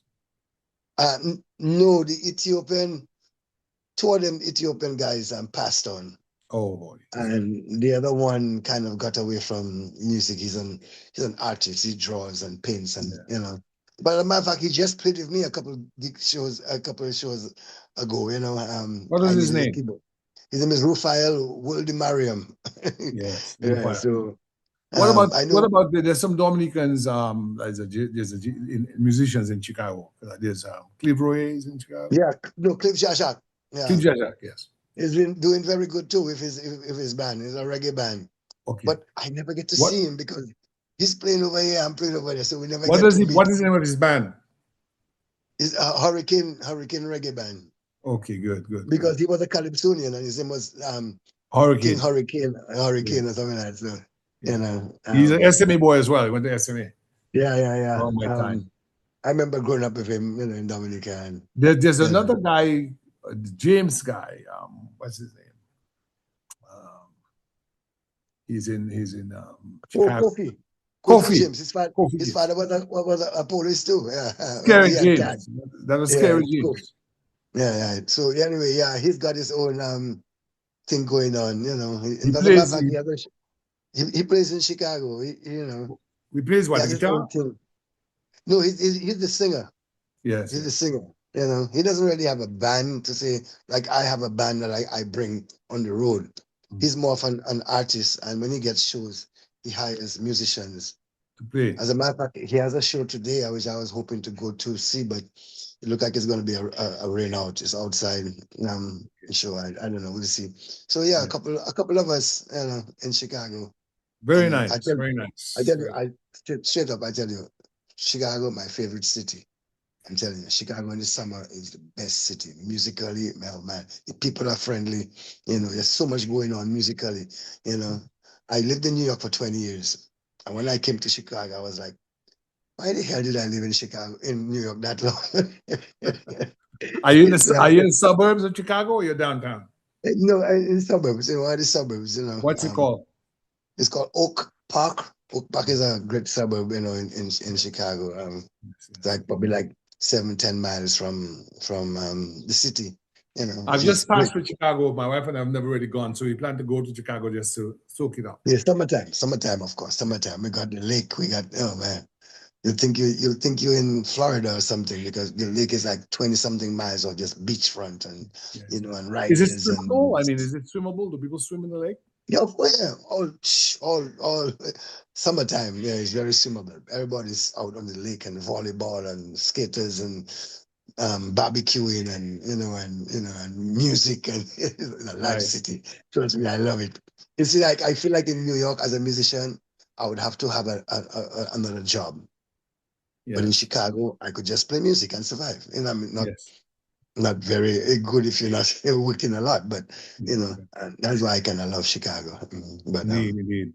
Well, any final thoughts, Brother Rocket, to a young Dominican boy and girl, or boy and girl of any race, class, color, creed, from any part in the world, as to the value system that made for your success?